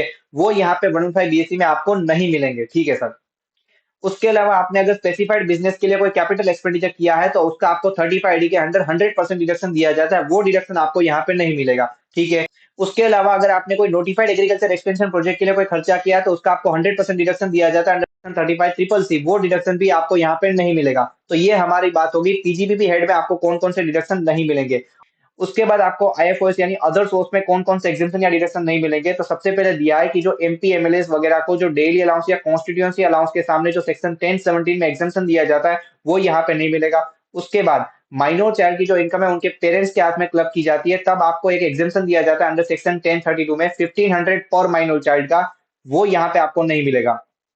उसके अलावा आपको ये याद रखना है कि अगर आपने 115 बीएससी लिया है तो आपको चैप्टर सीसे के अंडर एक भी डिडक्शन नहीं मिलेंगे, यानी सेक्शन 80 की सीरीज के एक भी डिडक्शन आप नहीं ले सकते हैं फ्रॉम 80C टू 80U। लेकिन उसके 4 एक्सेप्शन दिए गए, 4 डिडक्शन आपको मिल जाएंगे। कौन से? एक तो आपका 80CCD सबसेक्शन 2, दूसरा आपका 80CCH2, तीसरा आपका 80JJAA एंड चौथा आपका 80LA। अब ये 80CCD2 क्या था कि आपको बताओ तो आपके एम्प्लॉयर ने जो नेशनल पेंशन स्कीम में जो कंट्रीब्यूशन किया है आपके बेनिफिट के लिए, तो उसका आपको डिडक्शन दिया जाता है इस सेक्शन में कितना, कि जितना आपके एम्प्लॉयर ने एक्चुअल कंट्रीब्यूशन किया है और 10% और 14% of salary which ever is lower का आपको डिडक्शन दिया जाता है। वो डिडक्शन आपको यहाँ पे भी मिल जाएगा। उसके बाद 80CCH2, इसमें क्या डिडक्शन दिया जा रहा था कि अग्निपथ स्कीम के अंडर सेंट्रल गवर्नमेंट ने अग्निपथ कॉर्पस फंड में जितना कंट्रीब्यूशन किया एम्प्लॉय के बेनिफिट के लिए, उसका आपको 100% डिडक्शन दिया जाता है अंडर सेक्शन 80CCH2। तो वो डिडक्शन आपको यहाँ पे भी मिल जाएगा। इसके अलावा 80JJAA, इसमें आपको क्या मिल रहा था कि अगर आपने अपने बिजनेस में कोई न्यू एम्प्लॉयज रिक्रूट किए हैं, तो आप उन न्यू एम्प्लॉयज को अगले 3 साल तक हर साल आप जितना सैलरी या इमोल्यूमेंट्स पे करेंगे, उसके 30% जितने अमाउंट का आपको अलग से डिडक्शन दिया जाता है अंडर 80JJAA, वो डिडक्शन आपको दिया जाएगा। लेकिन उसमें कुछ कंडीशन है कि जब आप उन न्यू एम्प्लॉयज का सैलरी या इमोल्यूमेंट्स का खर्चा निकालेंगे, तो उसमें से आपको कुछ एम्प्लॉयज कंसिडर नहीं करने। कौन से? पहला कंडीशन था कि अगर मान लो जिन एम्प्लॉयज का सैलरी पेमेंट पर मंथ का 25,000 से ज्यादा है, वो हम कंसिडर नहीं करेंगे। दूसरा, अगर मान लो किसी एम्प्लॉयज ने मिनिमम 240 डेज के लिए काम नहीं किया ड्यूरिंग द प्रीवियस ईयर, तो उनको नहीं लेंगे। और ये 240 डेज की जगह 150 डेज दिया जाता है if you are engage in the business of manufacturing of apparel, leather और फुटवेयर प्रोडक्ट, तो ये 150 डेज दिया जाएगा। उसके अलावा एक और कंडीशन था कि अगर मान लो कोई एम्प्लॉय आरपीएफ में पार्टिसिपेट नहीं कर रहा, तो वो एम्प्लॉय भी हम कंसीडर नहीं करेंगे। और अगर मान लो किसी एम्प्लॉय का जो entire contribution towards the employee pension scheme वो सेंट्रल गवर्नमेंट ही कर रही है, तो फिर वो एम्प्लॉय का भी खर्चा हम कंसीडर नहीं करेंगे। बाकी आपको 80JJAA का डिडक्शन यहाँ पे मिल जाएगा। उसके अलावा आपको 80LA में डिडक्शन दिया जाता है कि अगर आपका आईएफएससी में यूनिट है, यानी जो गांधीनगर गुजरात में लोकेटेड है आपका इंटरनेशनल फाइनेंशियल सर्विस सेंटर, वहां पे आपका यूनिट है, तो उस केस में आपको एक डिडक्शन दिया जाता है कि अगले 15 साल में से कोई भी 10 साल में आपको कोई टैक्स पे करने की जरूरत नहीं है, तो वो डिडक्शन आपको यहाँ पे मिल जाएगा। लेकिन आपको जो 10AA में डिडक्शन दिया जाता है कि आपका अगर एसीजेड में यूनिट है, तो आपको एक्सपोर्ट प्रॉफिट का 100% या 50% का जो डिडक्शन दिया जाता है 10AA के अंदर, वो डिडक्शन आपको यहाँ पे नहीं मिलेगा अगर आपने 15 बीएससी लिया है। ठीक है सर। उसके अलावा मैंने यहाँ पे कुछ एडिशनल पॉइंट डाल रखे हैं, उसे भी यहाँ पे हम डिस्कस कर लेते हैं। पहला क्या दिया है कि अगर मान लो आपका कोई पुराना ब्रॉड फॉरवर्ड लॉस या अनएब्सॉर्ब डेप्रिसिएशन, जो ऊपर दिए गए डिडक्शन जो आपको नहीं मिल रहे अंडर सेक्शन 115 बीएससी, उसकी वजह से आया था, तो वो ब्रॉड फॉरवर्ड लॉस या अनएब्सॉर्ब डेप्रिसिएशन अब आप set of and carry forward नहीं कर पाएंगे, कुल मिला के वो लेफ्ट हो जाएगा। सर इसका मतलब क्या हुआ? जैसे कि फॉर एन एग्जांपल आपका कोई होटल का बिजनेस है, जिसके लिए आपने मान लो पहले कोई कैपिटल एक्सपेंडिचर किया था, जिसका आपको 35D में 100% डिडक्शन दिया गया था, और जिसकी वजह से आपका उस होटल के बिजनेस में लॉस आ गया, and that loss have been brought forward to the current previous year. अब यहाँ पे करंट ईयर में आपने 15 बीएससी लेने के बाद आपको 35AD का डिडक्शन नहीं मिल रहा है, तो 35AD के डिडक्शन की वजह से जो आपका ब्रॉड फॉरवर्ड लॉस है, वो आप यहाँ पे carry forward and set of अब नहीं कर पाएंगे, वो आपका लेफ्ट हो जाएगा। उसके अलावा जो अनएब्सॉर्ब डेप्रिसिएशन दिया है, उससे ये याद रखना कि जो अनएब्सॉर्ब डेप्रिसिएशन जो पुराने सालों का है, उसमें से जो एडिशनल डेप्रिसिएशन की वजह से जितना आपका अनएब्सॉर्ब डेप्रिसिएशन है, वो आप set of and carry forward नहीं कर पाएंगे, वो आपका लेफ्ट हो जाएगा। ठीक है सर। उसके अलावा अगर आपने 105 बीएससी लिया है, तो फिर आप जब अपनी बिजनेस की इनकम निकाल रहे हो और किसी असेट पे अगर आपको जो डेप्रिसिएशन मिल रहा है वो 40% से ज्यादा रेट पे मिल रहा है, तो फिर वो मैक्सिमम आपको 40% के रेट से ही दिया जाएगा। ऐसा कैसे हो सकता है सर? अगर आपको पता हो तो आपने बिजनेस हेड में पढ़ा होगा कि आपको मोटर कार पे एक केस में 45% का डिप्रिसिएशन दिया जाता है। सर कब? अगर मान लो कोई मोटर कार आपने 23 अगस्त 2019 से लेके 31 मार्च 2020 तक acquire and put to use कर दिया था, और आप अगर मोटर कार के हायरिंग के बिजनेस में, यानी आपका रेंट पे देने का बिजनेस है, तो आपको उस मोटर कार पे 45% की रेट से डेप्रिसिएशन मिलता था, लेकिन यहाँ पे वो मैक्सिमम 40% के रेट से ही दिया जाएगा। ठीक है सर। उसके अलावा मैंने आपको ऑलरेडी बता दिया सैलरी हेड में कि अगर आपने 15 बीएससी लिया है, तो सैलरी हेड में आपको जो स्टैंडर्ड डिडक्शन दिया जाएगा वो 75,000 का दिया जाएगा। इस साल से ये अमेंडमेंट किया गया है। ठीक है सर। उसके अलावा आपको अगर कुछ फैमिली पेंशन की इनकम हुई है, तो वो आपके लिए अदर सोर्स में टैक्सेबल की जाती है, लेकिन उसके सामने आपको एक डिडक्शन दिया जाता है अंडर सेक्शन 57, कितना?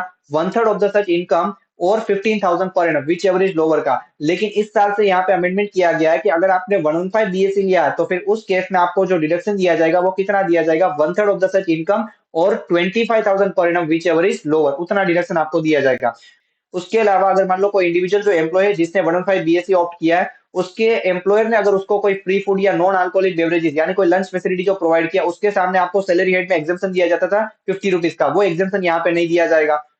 उसके बाद यहाँ पे आपको एक और चीज दी गई है कि अगर मान लो किसी एसएससी ने 115 बीएससी लिया है, तो फिर यहाँ पे लॉ मेकर्स ने ये लिखा कि अगर 1/4/2023 को जितना आपका अनएब्सॉर्ब डेप्रिसिएशन का बैलेंस है, उसमें से जितना आपका एडिशनल डेप्रिसिएशन का अमाउंट इंक्लूडेड है, वो मैंने ऊपर ऑलरेडी बता दिया आपको कि वो एडिशनल डेप्रिसिएशन आप set of and carry forward नहीं कर पाएंगे। लेकिन लॉ मेकर्स ने यहाँ पे ये बताया है कि वो एडिशनल डेप्रिसिएशन का जितना अमाउंट है वो आप 1/4/2023 की ब्लॉक ऑफ असेट की डब्ल्यूडीवी में ऐड कर देंगे। और उसके बाद अगर आपने 115 बीएससी लिया है तो आपके ऊपर एएमटी के अल्टरनेट मिनिमम टैक्स के प्रोविजन आपके ऊपर नहीं लगेंगे। अगर आपका कुछ पुराना एएमटी क्रेडिट पड़ा है तो वो लैप्स हो जाएगा। इसके अलावा मैंने आपको ये बताया था कि सेक्शन 115 बीएससी आपका डिफॉल्ट टैक्स रिजीम है, यानी अगर आपको ये टैक्स रिजीम नहीं चाहिए, 115 बीएससी नहीं चाहिए, तो इसमें से आपको ऑप्ट आउट करना होगा, उसके बाद आप नॉर्मल टैक्स रिजीम में जा पाएंगे। तो जब आप अपना रिटर्न ऑफ इनकम फाइल करेंगे तो आपको एक क्वेश्चन पूछा जाएगा, whether you are opting out from default tax regime. अगर आपको ऑप्ट आउट करना है तो आपको यस पे टिक करना होगा। ठीक है सर। तो क्या यहाँ पे 115 बीएससी में से ऑप्ट आउट करने का ऑप्शन हमारे पास हर साल रहेगा? ये उसके लिए आपको ये देखना होगा कि जो असेसी है उसकी बिजनेस या प्रोफेशन की इनकम है या नहीं। तो अगर मान लो किसी एसएससी की बिजनेस या प्रोफेशन की इनकम नहीं है, तो उस एसएससी के पास तो हर साल ये ऑप्शन रहेगा कि या तो आप 115 बीएससी ले लीजिए और या तो आप इसमें से ऑप्ट आउट करके नॉर्मल टैक्स रिजीम में चले जाइए। तो उसके पास तो हर साल ये ऑप्शन रहेगा। लेकिन अगर मान लो किसी एसएससी की बिजनेस या प्रोफेशन की इनकम है, तो उसके पास भी यहाँ पे राइट रहेगा कि वो भी 115 बीएससी में से ऑप्ट आउट कर सकता है। लेकिन लॉ मेकर्स ने यहाँ पे ये बताया है कि अगर मान लो उसने 115 बीएससी में से ऑप्ट आउट कर लिया, तो फिर उसको अगले हर साल डिफॉल्ट टैक्स रिजीम में से ऑप्ट आउट करना होगा और नॉर्मल टैक्स रिजीम में टैक्स पे करना होगा। लेकिन उसके पास एक बार ये ऑप्शन रहेगा कि वो 115 बीएससी में आ सकता है, लेकिन एक बार 115 बीएससी यानी डिफॉल्ट टैक्स रिजीम में आने के बाद वो फिर उसके बाद कभी भी इससे ऑप्ट आउट नहीं कर पाएगा जब तक उसकी बिजनेस या प्रोफेशन की इनकम है। तो वापस से मैं ये बता रहा हूँ कि अगर मान लो किसी एसएससी की बिजनेस या प्रोफेशन की इनकम नहीं है, तो उसके पास तो हर साल ये राइट रहेगा कि आप 115 बीएससी ले लीजिए या फिर इसमें से ऑप्ट आउट करके नॉर्मल टैक्स रिजीम में चले जाइए। हर साल उसके पास ये राइट रहेगा ऑप्ट आउट करने का। लेकिन अगर मान लो किसी एसएससी की बिजनेस या प्रोफेशन की इनकम है, तो उसके पास भी राइट है कि वो 115 बीएससी में से ऑप्ट आउट कर सकता है। लेकिन अगर उसने 115 बीएससी में से ऑप्ट आउट किया, तो फिर उसको अगले हर साल डिफॉल्ट टैक्स रिजीम में से ऑप्ट आउट ही करना होगा और नॉर्मल टैक्स रिजीम में टैक्स पे करना होगा। लेकिन वो एक बार वो डिफॉल्ट टैक्स रिजीम में वापस आ सकता है। लेकिन एक बार अगर आप डिफॉल्ट टैक्स रिजीम में आ गए, तो जब तक आपकी बिजनेस या प्रोफेशन की इनकम है, इसमें से आप बाहर नहीं जा सकते। ठीक है सर। इसके अलावा अगर आपने 115 बीएससी लिया है, तो फिर आपको जो 87 का रिबेट है वो कितनी इनकम तक दिया जाएगा या कितना दिया जाएगा। तो यहाँ पे हमने ये पढ़ा था नॉर्मल टैक्स में कि आपको 87 का रिबेट 5 लाख तक की इनकम पे दिया जाएगा। लेकिन अगर आपने 115 बीएससी लिया है तो फिर आपको 7 लाख तक की इनकम पे रिबेट दिया जाएगा 87 का। यानी अगर आपकी टोटल इनकम 7 लाख तक है और अगर आपने 115 बीएससी लिया है तो फिर आपको कोई टैक्स नहीं लगेगा। तो यहाँ पे भी सेम प्रोविजन दिया है कि अगर मान लो कोई रेसिडेंट इंडिविजुअल है जिसकी टोटल इनकम 7 लाख तक है, तो यहाँ पे उसको एक रिबेट दिया जाएगा कितना, 100% ऑफ टैक्स और 25,000 विच एवर इज लोअर। आप अपनी टोटल इनकम पे टैक्स निकालिए, वो जो टैक्स का अमाउंट है या 25,000 विच एवर इज लोअर का आपको रिबेट दिया जाएगा।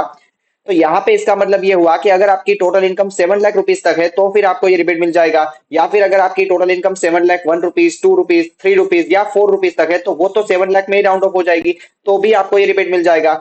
लेकिन अगर आपकी टोटल इनकम 7 लाख 5 रुपीज या उससे ज्यादा है, तो फिर आपको आइडियली ये रिबेट नहीं मिलेगा अंडर सेक्शन 87 ए। लेकिन यहाँ पे गवर्नमेंट ने आपको एक मार्जिनल रिलीफ दिया है कि अगर आपने 115 बीएससी लिया है तो फिर 87 ए के रिबेट के केस में आपको एक रिलीफ दिया जाता है जो नॉर्मली आपको रेगुलर टैक्स रिजीम में नहीं दिया जाता।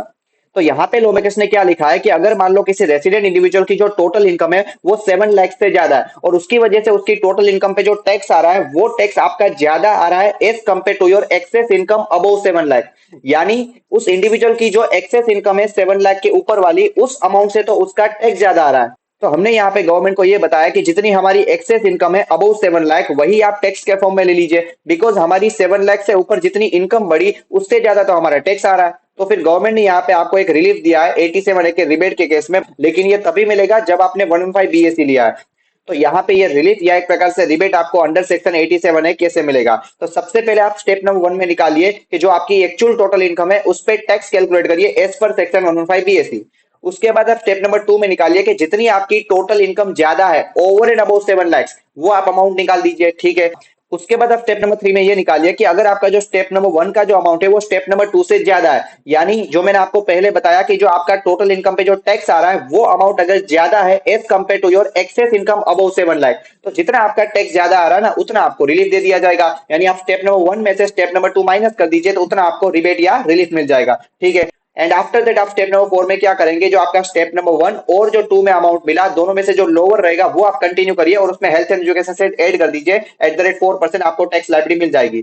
तो यहाँ पे गवर्नमेंट ने आपको एक बेनिफिट दिया है कि जितना आपका एक्सेस इनकम है ओवर एंड अबव 7 लाख उस अमाउंट से ज्यादा आपका टैक्स नहीं आ सकता। लेकिन याद रखना कि ये जो मार्जिनल रिलीफ है 87A के रिबेट के केस में ये आपको रेगुलर टैक्स रेजिम में नहीं दिया जाता, ये सिर्फ आपको 115 बीएससी में ही दिया जाता है। ठीक है।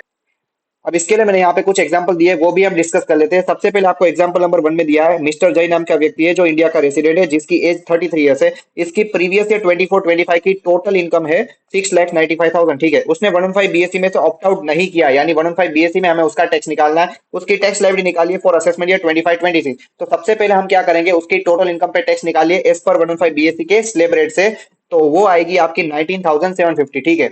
अब यहाँ पे क्या इसे कोई रिबेट मिलेगा 87 का? यस, बिकॉज इसकी जो टोटल इनकम है वो 7 लाख तक है और 115 बीएससी में आपको 7 लाख तक रिबेट दिया जाता है, तो इसे रिबेट मिलेगा 100% ऑफ टैक्स और 25,000 विच एवर इज लोअर का रिबेट मिलेगा, तो 19,750 का आपको रिबेट मिल गया। तो इसकी जो नेट टैक्स लाइबिलिटी आएगी वो नील रहेगी। ठीक है। उसके बाद मैंने यहाँ पे एग्जांपल नंबर 2 में कुछ ऐसे सिनारियोज आपके लिए दिए हैं जिसमें आपकी जो टोटल इनकम है वो 7 लाख से थोड़ी बहुत ज्यादा है और जिसकी वजह से आपको मार्जिनल लीव दिया जा सकता है इन case of rebate under section 87 है, तो वो भी हम यहाँ पे डिस्कस कर लेते हैं। ठीक है।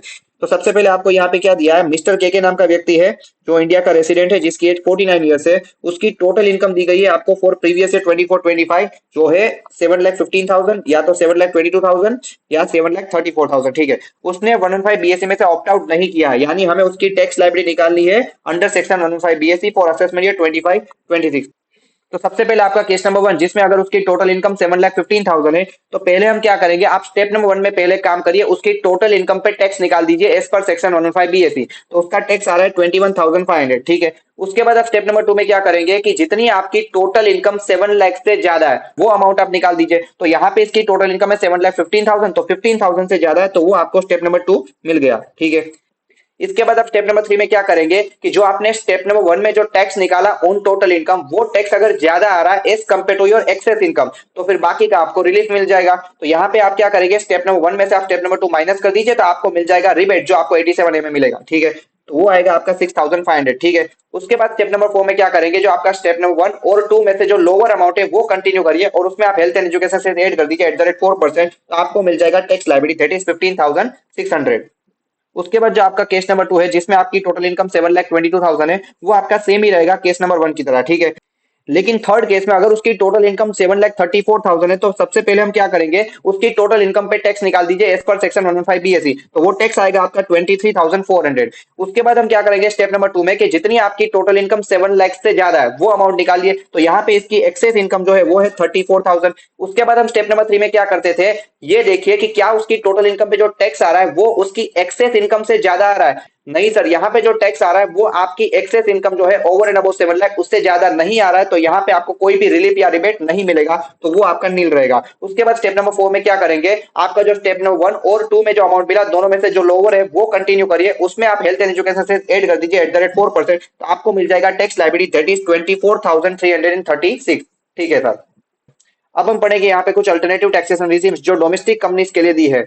इसके पहले हमने यहाँ पे जो सेक्शन 115 बीएससी पढ़ा था, जो individual HUF AOP BY and artificial juridical person उन लोगों के लिए जो न्यू टैक्सेशन या जो कंसेशनल टैक्सेशन था, उसी तरीके से यहाँ पे डोमेस्टिक कंपनीज के लिए भी दो अल्टरनेटिव टैक्सेशन रिजीम दे रखी है जिसमें आपको कंसेशनल टैक्स रेट का बेनिफिट दिया गया है। ठीक है। अब इस डोमेस्टिक कंपनीज के लिए हमने general tax rate and surcharge का रेट क्या पढ़ा था under the normal tax regime. Sir general tax rate था आपका 25% और 30% depending upon the total turnover of previous year 22-23, और सरचार्ज का रेट था आपका 7% and 12% depending upon the total income. लेकिन यहाँ पे आपको 115 बीडबल एंड बीएबी में डोमेस्टिक कंपनीज के लिए कुछ कंसेशनल टैक्स रेट्स आपको दे रखे हैं। ठीक है। सबसे पहले हम यहाँ पे डिस्कस करेंगे आपका सेक्शन 115 बीडबल है जो किसके लिए है, डोमेस्टिक कंपनी के लिए। अब चाहे वो डोमेस्टिक कंपनी न्यू कंपनी हो या चाहे पुरानी कंपनी हो, वो डोमेस्टिक कंपनी ट्रेडिंग के बिजनेस में हो या मैन्युफैक्चरिंग के बिजनेस में हो या सर्विस प्रोवाइड करने के बिजनेस में हो, वो डोमेस्टिक कंपनी कोई भी बिजनेस कर रही है उसे 115 बीडबल का बेनिफिट दिया जाएगा। ठीक है। अब ये डोमेस्टिक कंपनी के लिए यहाँ पे 115BAA में कंसेशनल टैक्स रेट क्या रहेगा, तो यहाँ पे लॉ मेकर्स ने ये लिखा है कि उस डोमेस्टिक कंपनी की जो इनकम है other than special rates income, यानी उसकी स्पेशल रेट्स वाली इनकम छोड़ दीजिए, बाकी की उसकी जो इनकम है उस पे आप सिर्फ 22% के रेट से टैक्स पे कर सकते हैं। लेकिन ये जो 22% है ये सिर्फ आपका टैक्स रेट है, उसमें आपको कंपलसरीली सरचार्ज ऐड करना होगा 10% के रेट से irrespective of the total income and health and education से एट द रेट 4%। अब यहाँ पे आपको एक चीज मालूम होनी चाहिए, जो हमने 115BAC में जो सरचार्ज देखा था वो आपकी टोटल इनकम के बेस पे लग रहा था, लेकिन यहाँ पे 115BAA एंड BAB में जो सरचार्ज लगेगा वो कंपलसरीली मैंडेटरीली 10% के रेट से लगेगा irrespective of your total income. आपकी टोटल इनकम कितनी भी हो यहाँ पे सरचार्ज आपको 10% के रेट से ऐड करना ही होगा, और आपका हेल्थ एंड एजुकेशन से वो तो आपका 4% के रेट से ऐड होगा, ठीक है। तो इफेक्टिवली आपको यहाँ पे उस इनकम पे 25.168% के रेट से टैक्स लगेगा, ठीक है। उसके बाद आपको जो सेक्शन 105BA दिया वो किस डोमेस्टिक कंपनी के लिए है, अगर कोई डोमेस्टिक कंपनी जो मैन्युफैक्चरिंग बिजनेस में है, तो यानी ये सिर्फ डोमेस्टिक मैन्युफैक्चरिंग कंपनी के लिए है। अगर कोई डोमेस्टिक मैन्युफैक्चरिंग कंपनी जो सेटअप की गई है ऑन और आफ्टर 1 अक्टूबर 2019 और जिसने अपनी मैन्युफैक्चरिंग एक्टिविटी कमेंस कर दी है ऑन और बिफोर 31 मार्च 2024, तो उस डोमेस्टिक मैन्युफैक्चरिंग कंपनी को सेक्शन 105BAB का बेनिफिट दिया जाएगा, ठीक है। अब यहाँ पे इस सेक्शन के अंडर उस डोमेस्टिक कंपनी के लिए कंसेशनल टैक्स रेट क्या रहेगा, तो यहाँ पे और ज्यादा बेनिफिट दिया गया कि उस डोमेस्टिक कंपनी को अपनी मैन्युफैक्चरिंग बिजनेस की इनकम पे सिर्फ 15% के रेट से टैक्स पे करना होगा, और बाकी की उसकी जो अदर इनकम है यानी जो हाउस प्रॉपर्टी की इनकम है, अदर सोर्स की इनकम है, उस पे सिर्फ आपको 22% के रेट से टैक्स पे करना होगा। यानी 15% का जो टैक्स है वो आपकी मैन्युफैक्चरिंग बिजनेस की इनकम पे लगेगा और 22% का टैक्स वो आपकी बाकी की अदर इनकम पे लगेगा, ठीक है। लेकिन यहाँ पे ये आपका सिर्फ टैक्स रेट दिया है, उसमें आपको कंपलसरीली सरचार्ज ऐड करना होगा 10% की रेट से irrespective of the total income and health and education से एट द रेट 4% की रेट से ऐड करना होगा। तो इफेक्टिवली आपका जो टैक्स रेट बढ़ेगा 115BAB में वो कितना रहेगा, मैन्युफैक्चरिंग बिजनेस की इनकम के लिए 17.16% एंड आपकी बाकी की जो अदर इनकम है उस पे आपका इफेक्टिव टैक्स रेट रहेगा 25.168%। अब यहाँ पे एक और चीज, जो आपकी स्पेशल रेट्स वाली इनकम है वो उसी पर्टिकुलर स्पेशल रेट से टैक्सेबल होगी जो रेट आपको डिफाइन कर रखा है, लेकिन यहाँ पे आपने 115BAA और BAB लिया है तो उस पर्टिकुलर स्पेशल रेट में आपको कंपलसरी सरचार्ज ऐड करना होगा eight the rate 10% and health and education से एट द रेट 4%, और जो टैक्स रहेगा वो आपको पे करना होगा, ठीक है। उसके अलावा अगर आपने 115BAA या BAB लिया तो आपको कुछ डिडक्शंस नहीं मिलेंगे, वो आपको छोड़ने होंगे। कौन कौन से डिडक्शंस आपको नहीं मिलेंगे, सबसे पहले आपको बिजनेस के हेड में कौन कौन से डिडक्शन नहीं मिलेंगे, तो उसमें दिया गया कि आपको पहले एडिशनल डेप्रिसिएशन नहीं मिलेगा अंडर सेक्शन 32(1) क्लोज नंबर 2 है। उसके बाद आपको सेक्शन 33AB या ABA का जो डिडक्शन मिल रहा था टी कॉफी या रबर डेवलपमेंट अकाउंट या साइट रिस्टोरेशन अकाउंट में जो आप अमाउंट जमा कर रहे थे उसका जो डिडक्शन मिल रहा था वो डिडक्शन यहाँ पे आपको नहीं मिलेगा। उसके बाद आपको साइंटिफिक रिसर्च वाली जो सेक्शन है उसमें जो आउटसाइडर को आप डोनेशन या कॉन्ट्रीब्यूशन कर रहे थे वो जो डिडक्शन दिया जा रहा था उन सेक्शंस का डिडक्शन आपको नहीं मिलेगा, ठीक है। उसके अलावा आपने स्पेसिफाइड बिजनेस के लिए अगर कोई कैपिटल एक्सपेंडिचर किया हो तो उसका 35D में जो डिडक्शन मिल रहा था वो आपको नहीं मिलेगा यहाँ पे। उसके अलावा आपको सेक्शन 35CCC या CCD का डिडक्शन भी नहीं मिलेगा। 35CCC आपका कौन सा था, अगर आपने एग्रीकल्चर एक्सटेंशन प्रोजेक्ट के लिए कोई कैपिटल या रेवेन्यू एक्सपेंडिचर किया तो एक्सेप्ट लैंड एंड बिल्डिंग को छोड़ के आपको उसका 100% डिडक्शन मिल रहा था। और CCD में कौन सा डिडक्शन था कि अगर आपने स्किल डेवलपमेंट प्रोजेक्ट के लिए अगर कोई कैपिटल या रेवेन्यू एक्सपेंडिचर इनकर किया तो वो इंडियन कंपनी को डिडक्शन मिल रहा था 100%। यस, वो डिडक्शन यहाँ पे दोनों आपको नहीं मिलेंगे, ठीक है। उसके अलावा आपको चैप्टर 6 के अंडर एक भी डिडक्शन नहीं मिलेंगे, यानी सेक्शन 80 की सीरीज के कोई भी डिडक्शन आपको नहीं दिए जाएंगे, लेकिन उसके कुछ एक्सेप्शंस दिए गए, जैसे कि अगर आपने 115BAA लिया है तो फिर आपको 80JJAA का, 80LA का एंड आपको 80M का डिडक्शन आपको मिल जाएगा। 80JJAA आपका कौन सा था कि वहीं आपने अगर कोई न्यू एम्प्लॉय रिक्रूट किया ड्यूरिंग द प्रीवियस ईयर तो उनको जो आप इमोल्यूमेंट्स या सैलरी पे कर रहे हैं उसके 30% जितने अमाउंट का आपको डिडक्शन दिया जाता है अगले 3 साल तक। उसके अलावा 80LA अगर आपका IFSC में यूनिट है तो आपको अगले 15 साल में से किसी भी 10 साल तक कोई भी टैक्स नहीं लगेगा। उसके अलावा 80M यानी आपका जो इंटर कॉर्पोरेट डिविडेंड के केस में आपको जो डिडक्शन दिया जाता है वो डिडक्शन आपको मिल जाएगा, यानी ये 3 डिडक्शन आपको मिल जाएंगे 115BAA के केस में।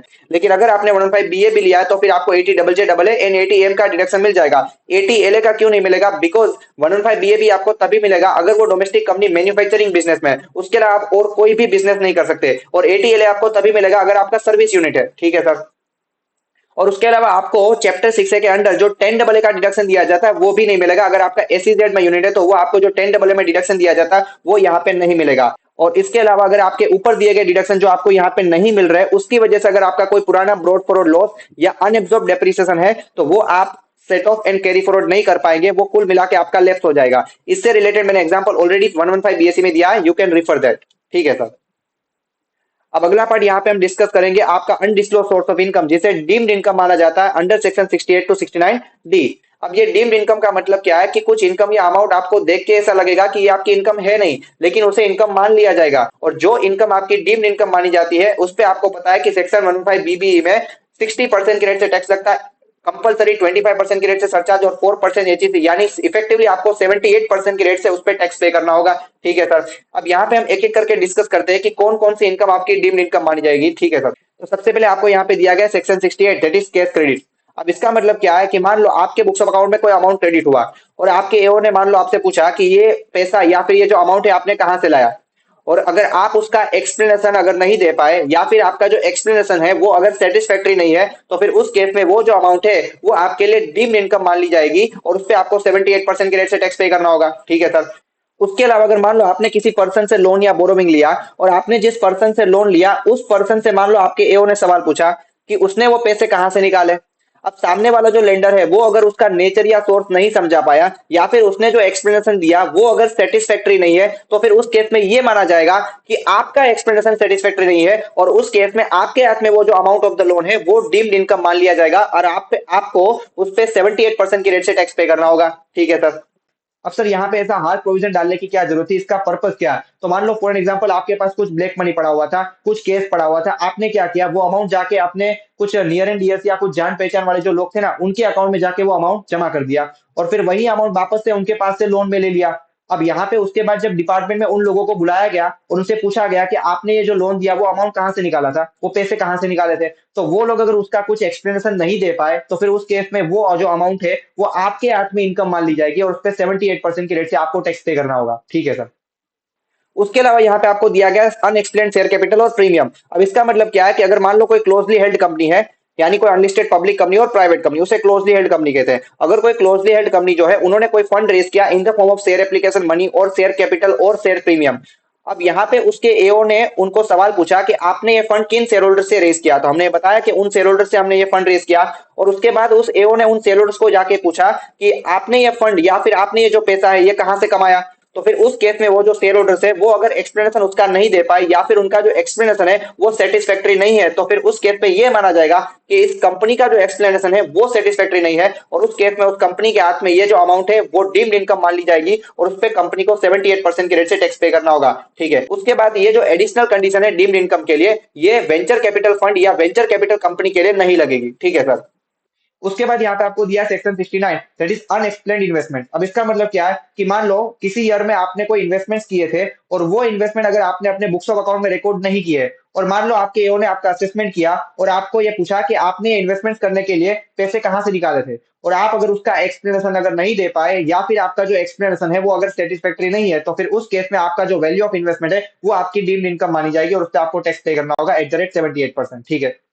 इसके बाद यहाँ पे आपको दिया section 69, that is unexplained money और असेट। अब इसका मतलब क्या है, मान लो फॉर एन एग्जांपल आपके घर पे रेड पड़ गई और आपके पास से बहुत सारा केस मिल गया, कुछ ज्वेलरी मिल गई, कुछ गोल्ड बिस्किट्स वगैरह मिल गए, और अगर आप उन असेट्स के ओनर है लेकिन आपने उन असेट्स को अपने बुक्स ऑफ अकाउंट में रिकॉर्ड नहीं किया और सामने वाले ऑफिसर ने जब आपको ये पूछा कि आपने ये कहाँ से निकाला, तो आप ये कह रहे हैं कि सर पता नहीं, कुछ दिन पहले जब सुबह उठे थे तो घर के बाहर ये पड़ा हुआ था तो हमने ले लिया। सर कुछ भी, हाँ मतलब आप कुछ अगर एक्सप्लेनेशन नहीं दे पाए या फिर आपका जो एक्सप्लेनेशन है अगर वो सेटिस्फैक्टरी नहीं है, तो फिर उस केस में वो जो अमाउंट ऑफ मनी या फिर जो असेट्स आपके पास से मिली वो आपकी डीम्ड इनकम मान ली जाएगी और आपको उस पर 78% के रेट से टैक्स पे करना होगा। ठीक है। उसके बाद आपको दिया है section 69 B, that is amount of the investments और other assets which are not fully disclosed in the books of account. इसका मतलब यहाँ पे ये कहना चाहते हैं कि मान लो आपने कुछ इन्वेस्टमेंट्स किए हैं, आपने कुछ असेट्स यानी ज्वेलरी, बुलियन या कोई भी अदर असेट्स आपने परचेज किए है और आपने अगर उन असेट्स को अपने बुक्स ऑफ अकाउंट में फुल्ली रिकॉर्ड नहीं किया, यानी आपने कुछ अमाउंट रिकॉर्ड किया और कुछ आपने रिकॉर्ड नहीं किया, और आपके एओ ने यहाँ पे ये पूछा कि आपने ये बाकी का डिफरेंस अमाउंट जो है वो आपने रिकॉर्ड क्यों नहीं किया, और आप अगर उसका एक्सप्लेनेशन नहीं दे पाई या सेटिस्फैक्टरी नहीं है, तो फिर उस केस में आपके लिए वो जो डिफरेंस अमाउंट है वो डीम्ड इनकम मान ली जाएगी। जैसे कि फॉर एन एग्जांपल मान लीजिए मैंने 1 kg गोल्ड परचेज किया और मैंने अपने बुक्स ऑफ अकाउंट में ये दिखाया कि मैंने वो जो गोल्ड परचेज किया वो 50 लाख रुपीज में परचेज किया, लेकिन उस टाइम पे उस गोल्ड की जो एक्चुअल प्राइस चल रही थी 1 kg गोल्ड की, वो चल रही थी 1 करोड़ 21 लाख। तो यहाँ पे आपने ये गलत किया है ना कि आपने 1 kg गोल्ड जो परचेज किया उसकी वैल्यू दिखा रखी है 50 लाख, लेकिन एक्चुअली उसकी प्राइस चल रही थी मार्केट में 1 करोड़ 21 लाख। तो यहाँ पे जितना भी डिफरेंस अमाउंट है 71 लाख का, अगर आप उसका एक्सप्लेनेशन नहीं दे पाई या फिर अगर एक्सप्लेनेशन सेटिस्फैक्टरी नहीं है, तो फिर उस केस में वो जो डिफरेंस है वो आपके लिए डीम्ड इनकम मानी जाएगी। ठीक है सर। उसके बाद आपको दिया section 69C that is unexplained expenditure. यानी इसका मतलब मान लो आप बहुत बड़े अमीर लोग हैं और आप बहुत बड़े बड़े खर्चे कर रहे हैं, रईसी वाले खर्चे कर रहे हैं, और अगर मान लो एक दिन एओ ने आपसे पूछा कि ये खर्चे करने के लिए, ये सारे खर्चे करने के लिए आपने ये पैसे कहाँ से निकाले, तो फिर अगर आप उसका एक्सप्लेनेशन अगर नहीं दे पाए या फिर आपका जो एक्सप्लेनेशन है वो अगर सेटिस्फैक्टरी नहीं है, तो फिर उस केस में वो जो आपका अनएक्सप्लेन्ड एक्सपेंडिचर है वो अमाउंट आपके लिए डीम्ड इनकम मानी जाएगी। और एक और चीज, जो आपका अनएक्सप्लेन्ड एक्सपेंडिचर है उसका आपको कहीं भी किसी भी हेड ऑफ इनकम में डिडक्शन नहीं मिलेगा। ठीक है सर। और उसके बाद आपको आखिर में दिया है section 69D that is amount borrowed और रीपेड ऑन हुंडी। अब इसका मतलब क्या है, पहले तो आपने ये जो हुंडी का कॉन्सेप्ट है वो 12th स्टैंडर्ड या फाउंडेशन वगैरह में पढ़ा होगा, लेकिन आजकल ये हुंडी का कॉन्सेप्ट नहीं हुआ करता, पहले हुआ करता था। अब ये प्रोविजन क्या कहता है कि मान लो आपके पास कोई हुंडी है और आपने किसी के पास उसे गिरवी रख के उससे आपने लोन ले लिया, और आपने वो जो लोन लिया वो आपने अकाउंट पे चेक के अलावा किसी और मोड से लोन लिया, यानी मान लो आपने केस में लोन लिया, तो फिर उस केस में आपने वो जो लोन लिया या फिर आप उस लोन का जो रीपेमेंट करेंगे वो अमाउंट आपके लिए डीम्ड इनकम मान ली जाएगी। लेकिन हाँ, अगर आपने जो लोन लिया उस टाइम पे अगर वो आपकी डीम्ड इनकम मानी जा चुकी है, तो फिर उस केस में जब आप उस लोन का वापस से रीपेमेंट करेंगे तो उस टाइम पे वापस से वो आपकी डीम्ड इनकम नहीं मानी जाएगी। ठीक है सर। तो ये था हमारे पहले चैप्टर का रिवीजन। आई होप आपको सारे कंसेप्ट एंड प्रोविजन अच्छी तरीके से समझ में आए होंगे। अगर आपको इस चैप्टर से रिलेटेड कोई भी डाउट है तो आप मुझे पर्सनली मैसेज कर सकते हैं मेरे टेलीग्राम चैनल पे, या फिर मैंने अपना पर्सनल कॉन्टैक्ट नंबर भी प्रोवाइड किया है डिस्क्रिप्शन बॉक्स में, आप वहां पे मुझे व्हाट्सएप में भी मैसेज कर सकते हैं। ठीक है। इसके अलावा अभी तक अगर आपने मेरा यूट्यूब चैनल सब्सक्राइब नहीं किया है तो उसे सब्सक्राइब कर लीजिए एंड नोटिफिकेशन ऑन कर दीजिए, बिकॉज इसी तरीके से हम सारे चैप्टर्स को डिटेल में रिवाइज करेंगे। और मेरा पर्पज यहाँ पे यही रहेगा, जो आपका टैक्सेशन का सब्जेक्ट है उसमें आप इनकम टैक्स वाले पार्ट में ज्यादा से ज्यादा मार्क्स स्कोर कर पाए। उसके अलावा अगर आपको ये रिवीजन वीडियो अच्छी लगी है तो फिर आप अपने दोस्तों के साथ ज्यादा से ज्यादा शेयर करें ताकि वो भी इस रिवीजन सीरीज का बेनिफिट ले पाए। तो आप बस यहाँ पे कनेक्टेड रहिए, मिलते हैं अगले रिवीजन लेक्चर में। Till then good bye.